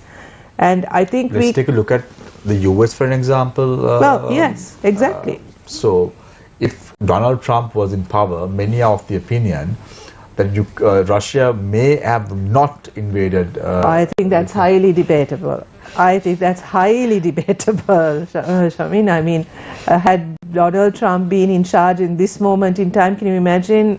I mean, I dread to think of what disasters the world could have been facing. He would have probably pressed the nuclear button and we would have all been vaporized by now, right?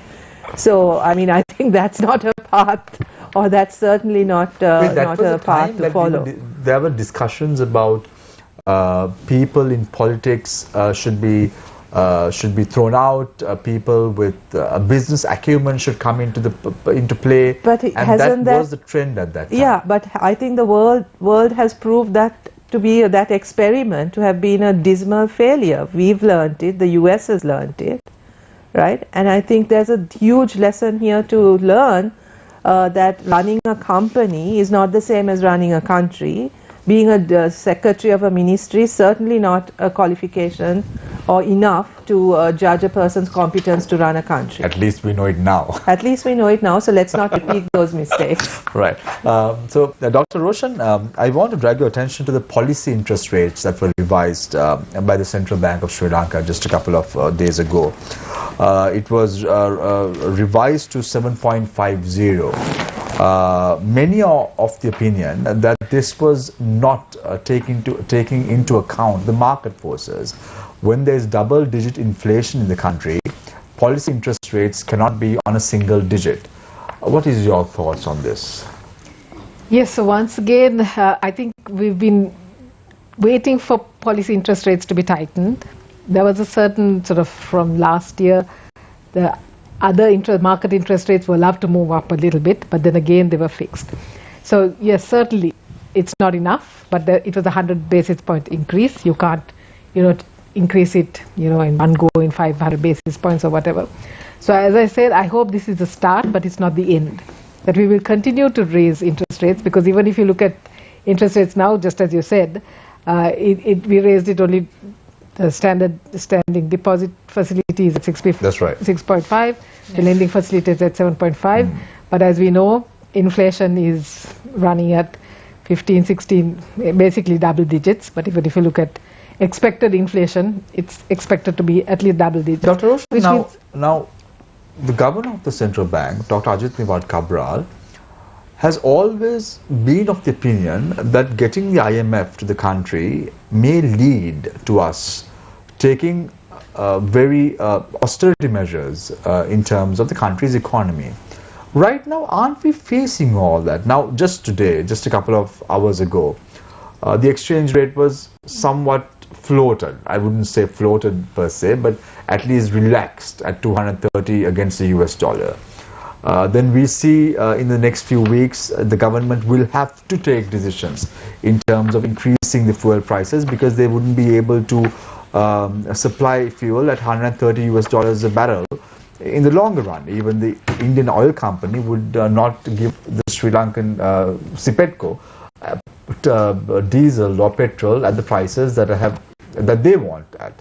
In a situation like that, don't you think we are in some way moving towards all the decisions that the IMF would have imposed, and we are not reaping the benefit of getting engaged with the IMF, unfortunately?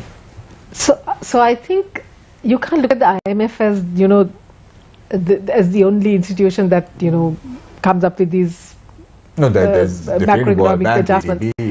I think if you spoke to any economists in Sri Lanka, they would have told you a similar thing, and you probably heard it, right? Most macroeconomists talked about these things. And as I said, you had to address this excess demand factor or aggregate demand in the economy. You had to do something with the market prices. So tightening monetary policy, increasing taxes, reducing the deficit financing, so basically the central bank's financing of the deficit, revising energy prices, depreciating the exchange rate. I mean, all those things were articulated by any self-respecting economist would have told you that.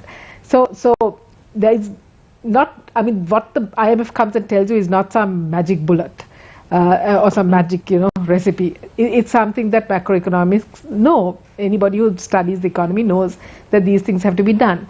I think the important factor about getting the IMF involved and getting the IMF, to engage with Sri Lanka is something beyond that. Quite apart from all these, problems that we're facing in the macroeconomy, we know that, the elephant in the room and the big looming, what is looming over us is our debt situation, right? We've got to repay this huge debt annually till 2025. So basically, unless we start doing some kind of restructuring, we are not going to be able to get out of this problem. I mean, there'll be temporary fixes, we can do all these things, but still we're going to have this problem of how are we going to raise the dollars to repay that? But Dr. Roshan, right now, this year, we have to make a payment of $7 billion in debt repayment. How much do we have in the kitty at the moment? Probably, less than $1 billion, I would think. And even out of that, you don't know how much usable reserves are. So it's down to probably a few weeks. So that's what I'm coming So to. how are we going to pay this if the governor of the central bank is of the opinion the debt won't be restructured? Because a couple of weeks ago he said that we are ready to pay in July our international commitments. I just don't understand, because any grade 1 or grade 2 student would know that when you have to make a payment of 7 billion or 7 rupees to someone, let's make it very simple so the governor also understands the arithmetic behind it. So if you have to pay 7 rupees to someone, and if you have only 1 rupee with you, how are you going to pay that? Now, does the governor understand this?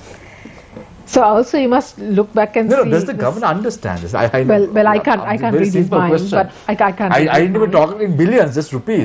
But what I have to say is, you've got to see some of the statements that were made in the past and the actions that have been taken recently. Finally, the decisions that we made, but unfortunately, they come too late. So going back to your question of repayments, yes, we have another $1 billion that have to be paid in July. Again, to come back to my analogy and say, okay, if we pay that $1 billion, basically, we are going to deprive ourselves of 1 year of medicine, 4 years of fertilizer, 3 years of, basically we could do so many other things with it if we don't pay that $1 billion. So I think we need to be careful and figure out how we are going to use the limited resources we have for the benefit of the people of this country. What is going to benefit the people of this country? Dr. Roshan, how long have you been with the central? 20 years with the central bank? 1 year short, yes. 19. So nearly 20 years. So let's put that figure to the forefront for the moment. 20 years. In your time at the central bank, has the governor and the Minister of Finance had a good relationship, or have they always fought like this? Because I don't understand what is going on right now. Because Malvira once also said that the governor and the Minister of Finance have not met. The governor had requested a time slot. This is what the minister said. Had requested for a time slot for 6 months, and he has not been able to meet the finance minister. So has there always been a tug of war? So I have to say, the monetary board comprises of 5 people. The governor is the chair. There are 3 independent members, but the secretary of the treasury sits on the monetary board, and the monetary board meets once in 2 weeks. So the Ministry of Finance is always represented on the Ministry of on the monetary board. So I don't think either party can say that they have not had an opportunity to speak to each other or to convey a message, because the secretary to the treasury, who's the CEO basically of the treasury, is a member of the monetary board, which is the apex body, which is actually the decision making body in the central bank, and who is actually responsible for macroeconomic management under the Monetary Law Act, which governs the central bank. So I don't think that is really. The statement that was issued on the 4th of March 2022. The economic and financial advisor, the central bank wishes to advise the government to diligently consider introducing measures to discourage non-essential and non-urgent imports urgently, increasing fuel prices and electricity tariffs immediately, incentivizing foreign remittances and investments further, implementing energy conservation measures, increasing government revenue through suitable tax increase on a sustained basis, mobilizing foreign financing and non-debt forex inflows on a regular urgent basis, monetizing the non-strategic and underutilized assets, and postponing non-essential and non-urgent capital projects. The Minister of Finance is well aware. So I would say, apart from that, so under the monetary law, this is just a drama, as I said before, just to tell the people we have taken the decision. Now it's the onus is on the Minister of Finance. He has to decide. But I don't think the central bank can also wash its hands of the responsibility, because under the Monetary Law Act, under several sections, there's section 64, section 68 and section 65, the central bank is, or rather the monetary board actually, has a responsibility to inform the minister in charge of of Finances, which is usually is the Minister of Finance. And when certain things happen in the economy. So one is if money supply goes beyond 15%, if inflation goes beyond 10%, if they feel that the deficit in the BOP is such that there is a serious decline in international reserves, they have to submit a report to the Minister of Finance. Every month this is, right? Every month that these things occur, they have to submit a report to the Minister of Finance, informing them about what has happened, what policies have been adopted by them, and what remedial action has been taken by the central bank or the board, what the board has taken, and what other further measures, either monetary or fiscal or administrative measures that need to be taken to address these issues.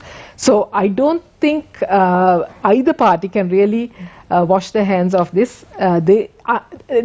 Under the acts, I mean, there is a serious responsibility for the central bank and the monetary. However, in 2011, Dr. Roshan, if you may recollect right, when Mahinda Rajapaksa, in his capacity as the Minister of Finance, was making or tabling the budget.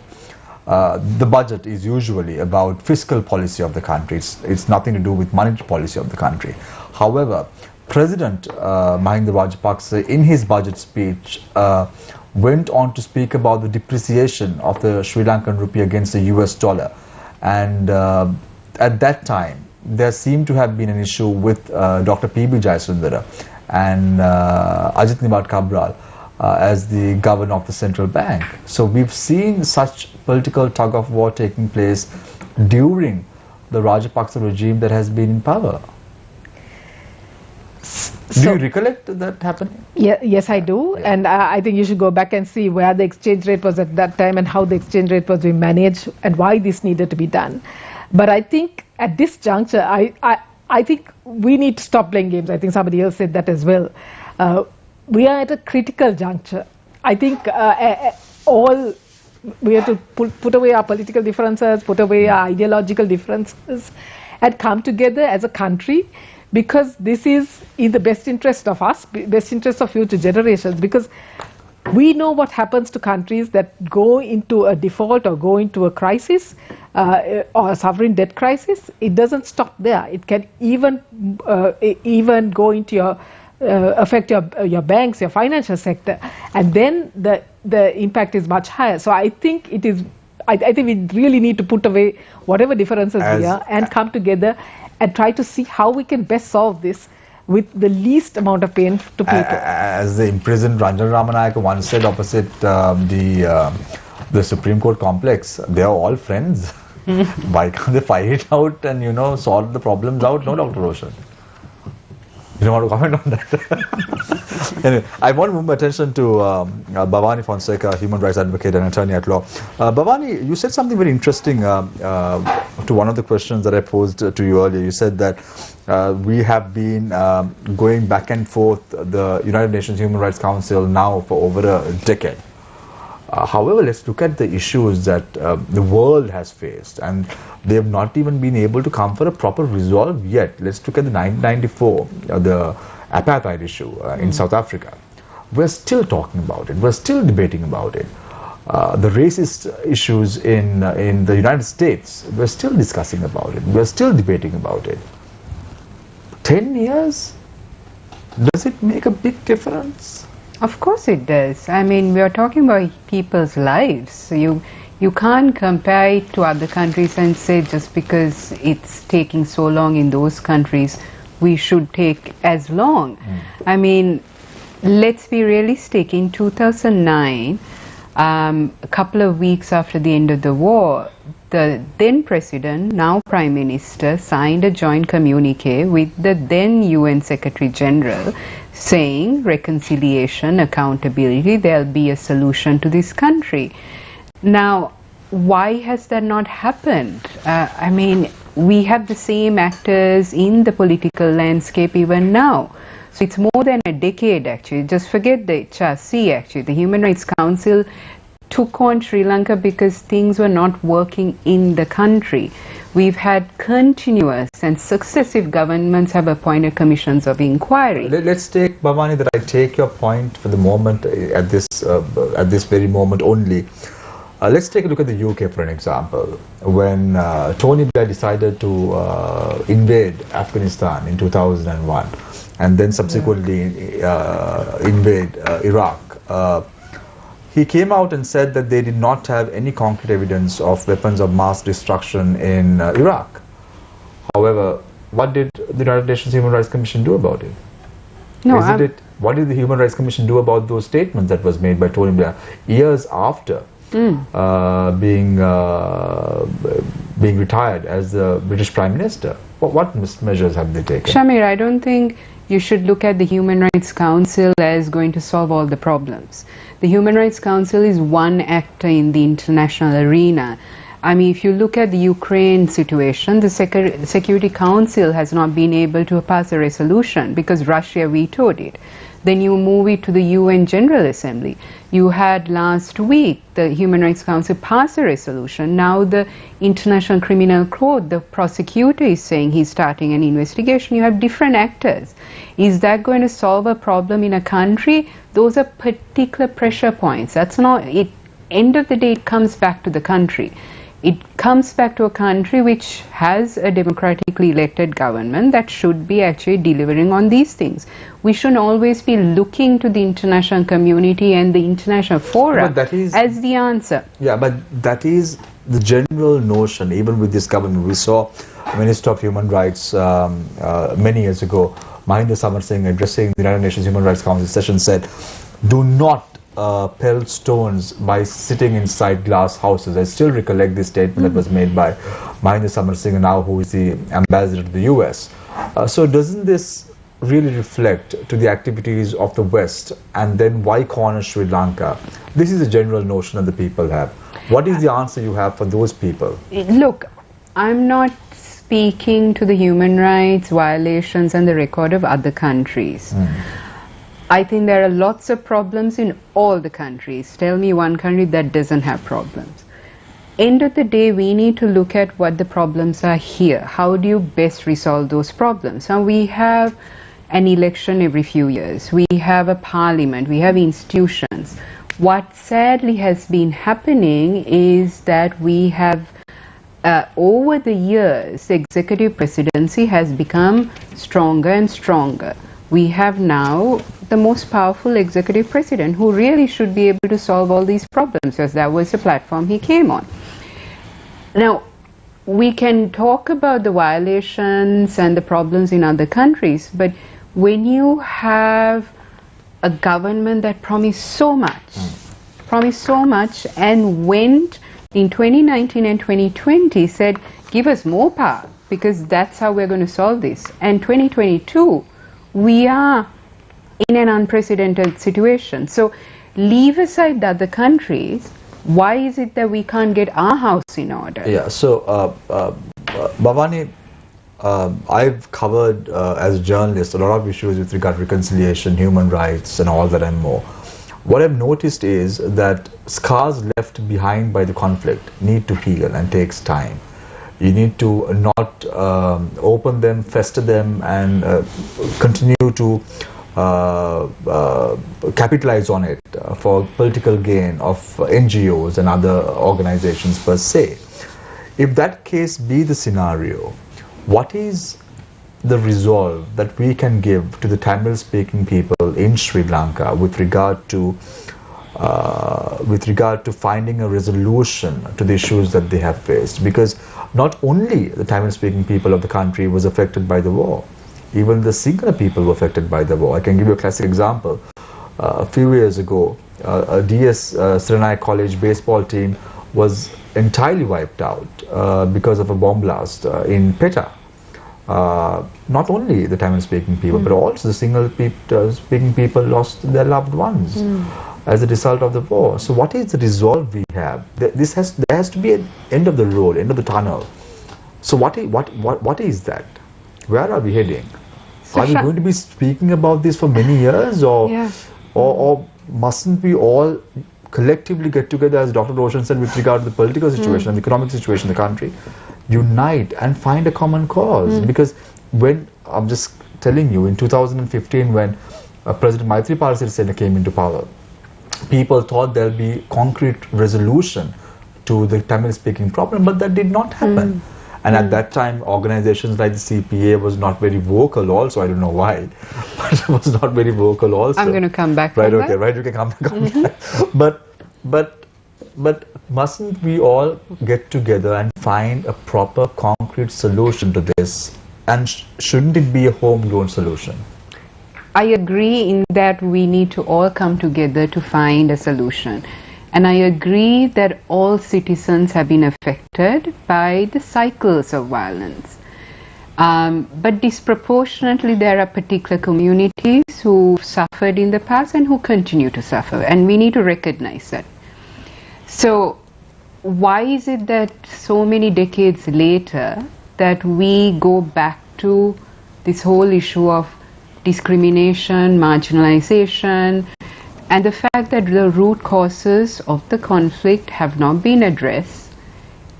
If at all, they've been sustained and revived under certain governments. So you're right, Yahapalana government had this great opportunity to address a lot of these problems, and they promised a lot as well. A new constitution, transitional justice, reconciliation, Just all of as that. this government. Just Exactly. as this So successive governments promise so much during campaign periods and they fail miserably. So I think one of the lessons we need to learn from all these failed experiments is that there is no plan. You know, you talk big at an election time, but after that there is no plan. And it's a very, I mean, Harini raised this point about a very toxic political culture.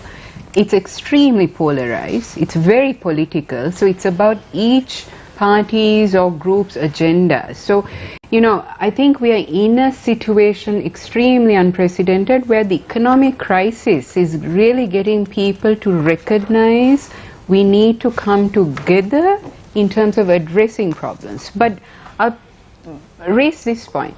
A lot of the times these problems are handled as separate issues. You know, there's a siloed approach. We saw that even with the constitution drafting. The constitution drafting got precedence over everything else. Everything else was pushed aside. Now, if we are to get another opportunity to address these problems, the root causes of the conflict, we can't have a siloed approach. We can't prioritize issues. There has to be a plan. So there's a lot of conversations that need to happen, but fundamentally, do we have the leadership? Do we have the political leadership to even get to that stage? Right. And I don't see that. Right. Professor Priyanjali, in my opening question to you, we spoke about women's issues. We spoke about sexism, we spoke about reproductive health, gender-based violence, and all that and more. How important is it for men to participate in addressing these issues? Because it's just not a women's problem or women's issues that we're talking about. There has to be men's participation as well. Do you agree with that? In uplifting the status of women? Yes. Certainly, they are the key people. Because we have to acknowledge that in many societies, even in the most advanced gender-wise, men do hold more power. Right. So then if a sensitive man wants to uplift others, he would certainly want to participate in uplifting the women. Whether or not they're sensitive to what's happening around the country at the moment is a big question mark with what we saw recently with Hirunika Premachandra's matter. Professor Priyanjali, however... There are variations in sensitivity depending on the person, isn't it? Depending on the person, indeed. Dr. Priyanjali, when you consider Sri Lanka's position, for example, on the Gender Inequality Index, I think we're 90th, something like that, score of about 0.4. When you look at the incidents that are happening from the highest house of public representation to the lowest, from the Pradesh Sabha right up to Parliament. I mean, what we saw in Parliament with that MP was a microcosm of a very bad picture around the country. When you look at, for example, the the slogans that were being chanted that former MP Hirunika Prema, outside former MP Hirunika Premachanda's house. I mean, you look at how women are being treated in general under this administration. Do you feel that it is highly problematic that we've had a couple of cabinet reshuffles now as well, but still there's no recognition for women's and children's affairs in cabinet?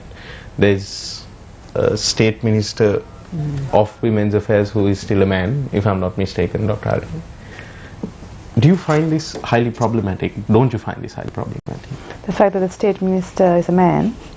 Well, not just that the state minister of women's affairs is a man, but that the subject of women's affairs in a country where women's affairs are so often ignored or only paid lip service to is not deemed worthy of having a cabinet portfolio. Do you find that problematic? Not that it's a man. I mean, if, as you said, if it's a sensitive man, then maybe ideally it should be a woman. If you have to appoint a man, maybe you can have a find sensitive someone man. sensitive. But do you find this problematic when you look at, you know, the situations that we're facing, the increase with COVID-19? We saw an increase in incidents of gender-based violence. Women. I was talking earlier about sort of the mass trauma that could be caused by selective application of the PTA, but we've also seen incidents with PTSD involving soldiers and subsequent increases, incidents of gender-based violence involving soldiers with PTSD. So there are these issues that the government doesn't seem to deem worthy of their attention. I think... Do you agree with that statement? Well, I wouldn't know whether we could say the government doesn't seem worthy. I think our society at large doesn't seem worthy. The government is simply a representation of what our society is like, isn't it? Because for me, that is what. So if you just forget about the positions of what you call the government, and if you look at the society at large, they are not very sensitive. And I think when I first spoke, when you first asked me the questions, I spoke about women being there for women. Now, if you were to look at Parliamentary Hirunika's situation, how many women were there too? You see? So it is not only men who is an issue or the government who is an issue, it is also other segments of the population. So what I'm saying is that the situation that women find themselves in our country is a situation that so many people have contributed to, as opposed to one segment that we may be trying to highlight. Professor Priyanjali, sorry, Dr. Priyanjali. Sorry, Azra, just one question for Dr. Priyanjali, and then you can have a. Dr. Priyanjali, we were talking about, you know, legal reforms. Bhavani mentioned, you know, not just the PTA but also the ICCPR Act, and when you just mentioned, you know, about women standing up for women as well, what sort of came to my mind is the Muslim Marriages and Divorces Act and the pushback that we're seeing now against reforming it, and the number of women that are part of that pushback. Yes. Do you find this?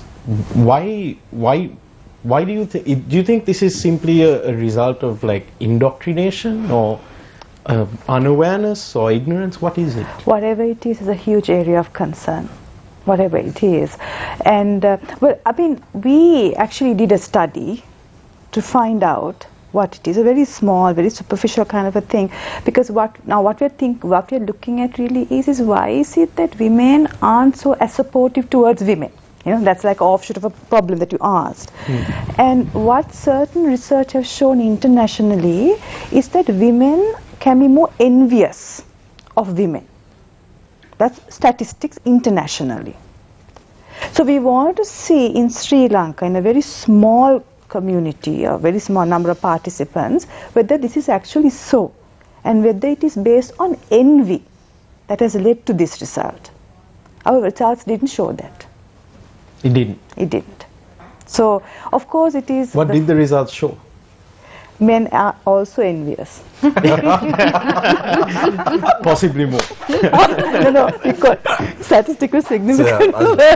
So we can't say that. Sahasra, very quickly, yes. Professor, my final question to you, because I found this very amusing when I came across this stat. You know how even during COVID-19, the number of domestic issues were rising, and with the current economic situation, there's a high chance that a man and a woman can fight because of the financial difficulties that they have.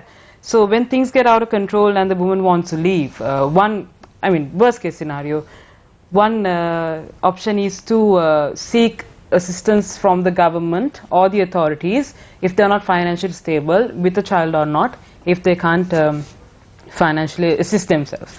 So one option is the shelter home that is established by the government, but we only have 7 shelter homes in the country, and we actually went to a couple of places and we weren't very happy about the nothing to do with the shelter home. It's just that they don't get enough funding to maintain themselves. So what kind of pressure can that put, and why? What can you tell the government about that unnecessary pressure and the feeling of helplessness there? How do you look at that? I think that comes to what he asked about. If the main person looking into the needs of women and children were a female, they would be more sensitive because they would actually feel it, you see. So the issue with the number of shelters being less and the facilities and the resources of these shelters being very poor and social services being at a very mediocre level certainly is an issue. But it actually somebody who is very sensitive to these things, who would actually do more for the upliftment of women, which we don't see. Right. They're just not sensitive enough. Yes. Yeah. Right. So we need to go for a short commercial break. When we come back, it's the final round.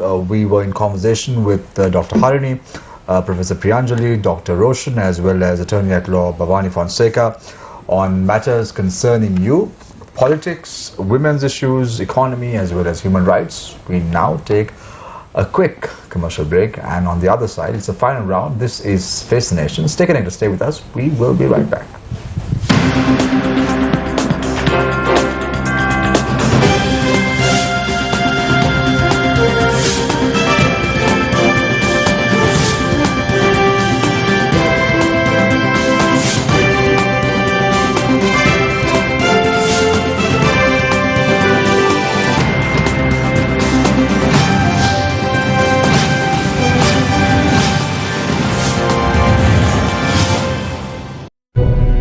Supporting rural education means building a nation's future. And together with the people of Sri Lanka, Gammadda is leading from the front. Development of preschools in Ramba Ava and Isin Basagama, both in rural Anuradhapura. A preschool developed in Attan Kadavala in the North Central Province. Clean drinking water for the children of the Maligattena School in Valimata, Bandaravela. A library for the youngsters at the Kumbuk Oya Rural School between rural Polonnaruwa and Matale. Clean water for school children in Hambegamua, Munragala. Classrooms for students at the primary school in Ralapanava, Anuradhapura. The complete development of the Sindati Mata School in Kalpitiya, Puttalam. These are a few examples of Gammadda's action and impact. Thanks to you, the people. Gammadda. By the people, for the people.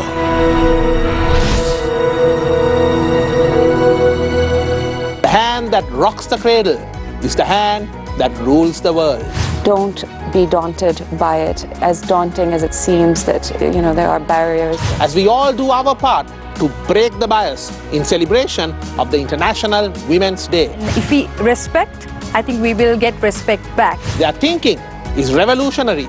But is your bias blocking you from listening to them? Public relations is a huge market in India. It's a huge market in Singapore. Women form over 50% of the Sri Lankan population and over 60% of our total graduates. Whatever is given to you, learn everything, get your education and thrive. Join me in Biznomics as we bring to you 8 episodes featuring trailblazing women in their chosen industries. Biznomics. every Saturday and Sunday at 5 p.m.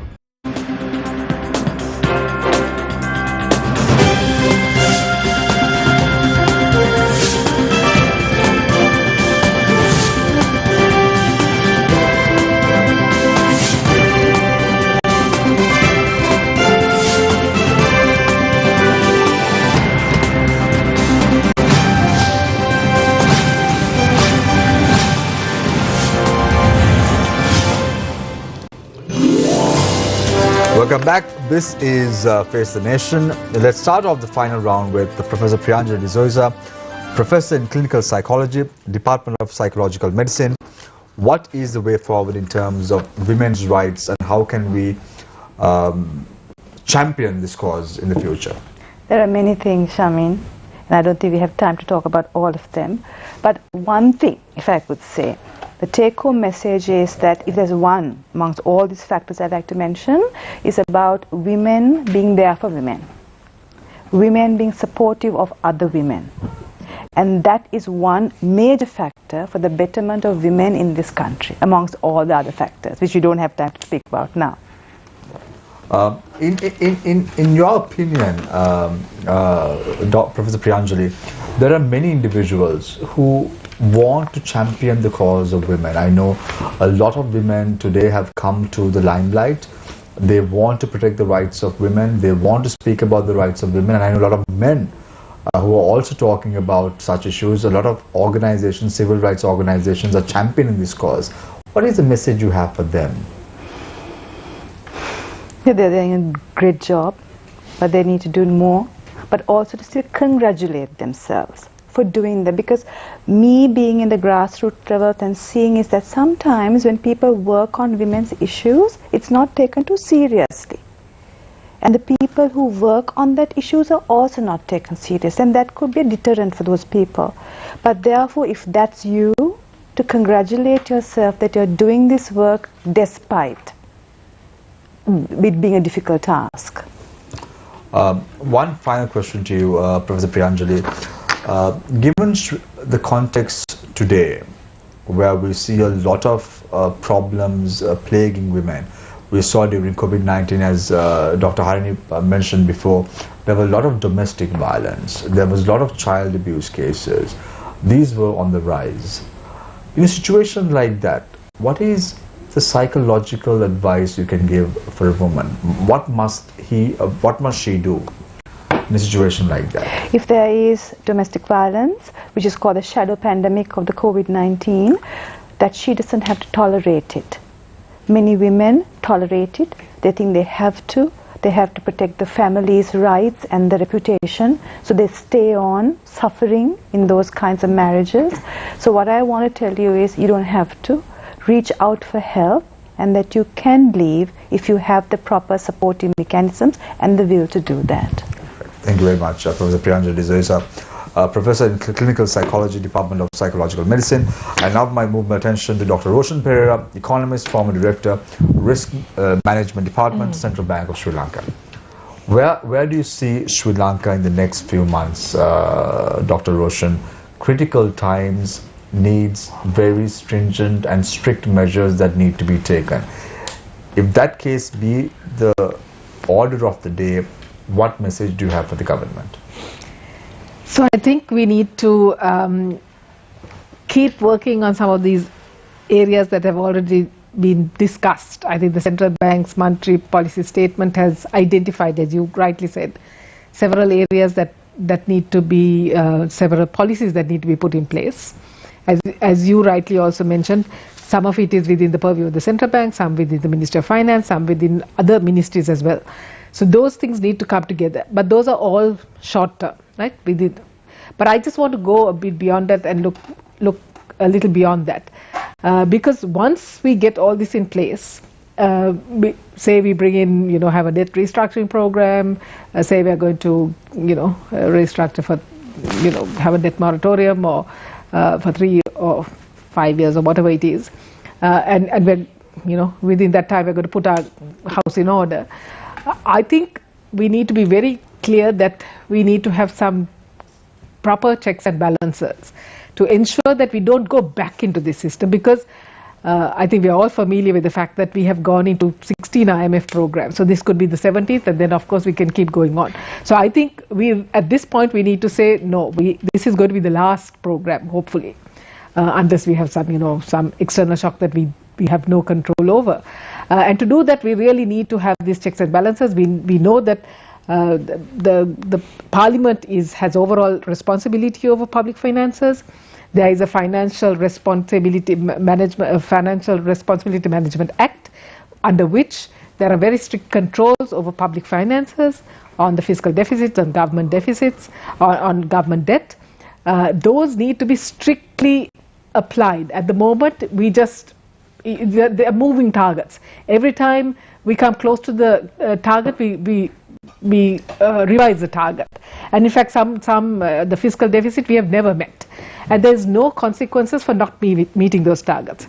In the same way, the Monetary Law Act is very strict about what actions need to be taken. And also there was a central bank law that was drafted, or a bill that was drafted, which was never implemented, basically ensuring or having very strict discipline over the central bank's financing of the deficit, because we don't want a central bank to be able to just finance a deficit and then basically override the powers of Parliament, right? Because then you're able to finance a deficit without getting parliamentary approval. So I think those things need to be put in place in addition to all these short-term measures that we need to take in order to get out of this current mess. But I think we need to put those in place so that we don't continue going to this mess again in 6 months down the road, or maybe 1 year down the road. So that's a message that I would like to... Right, thank you very much, Dr. Rosen Pereira. I now move my attention to Attorney at Law Bhavani Fonseca. Bhavani, human rights, right now plaguing Sri Lanka, a wound that is still festering since the end of the conflict, or even before that. What is the message you have for the government? For the government? Let's start with the president taking responsibility. Let's start with that, because we have a president who keeps saying it's not his fault, he didn't know.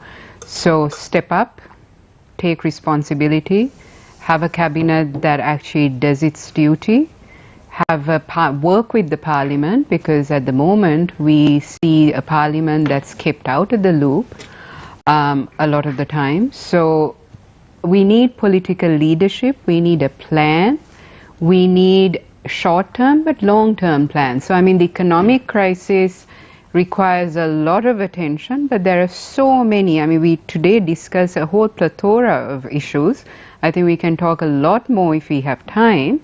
But unfortunately, we also just have moments like when the Human Rights Council session starts, there is a sudden interest to address it. So we need genuine political will from the political leaders to address these problems, but a very fundamental point of treating all citizens equally.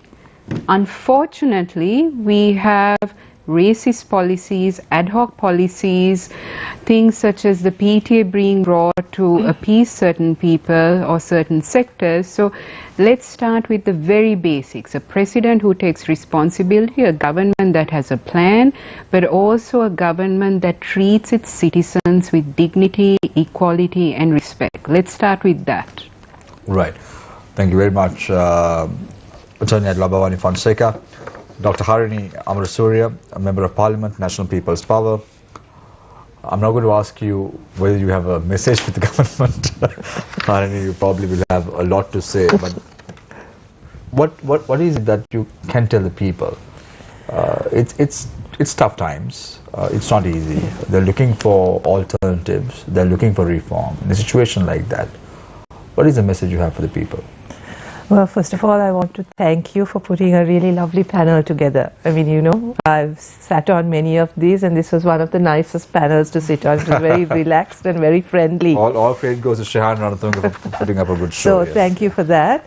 But I just want to say, I think a lot of us talked here about coming together, and I think that's important. But what's even perhaps more important is, what do we come together for? So what is the plan? What are the lessons we are learning from the crisis that we are in, and what consensus that we build on what we need to do going forward?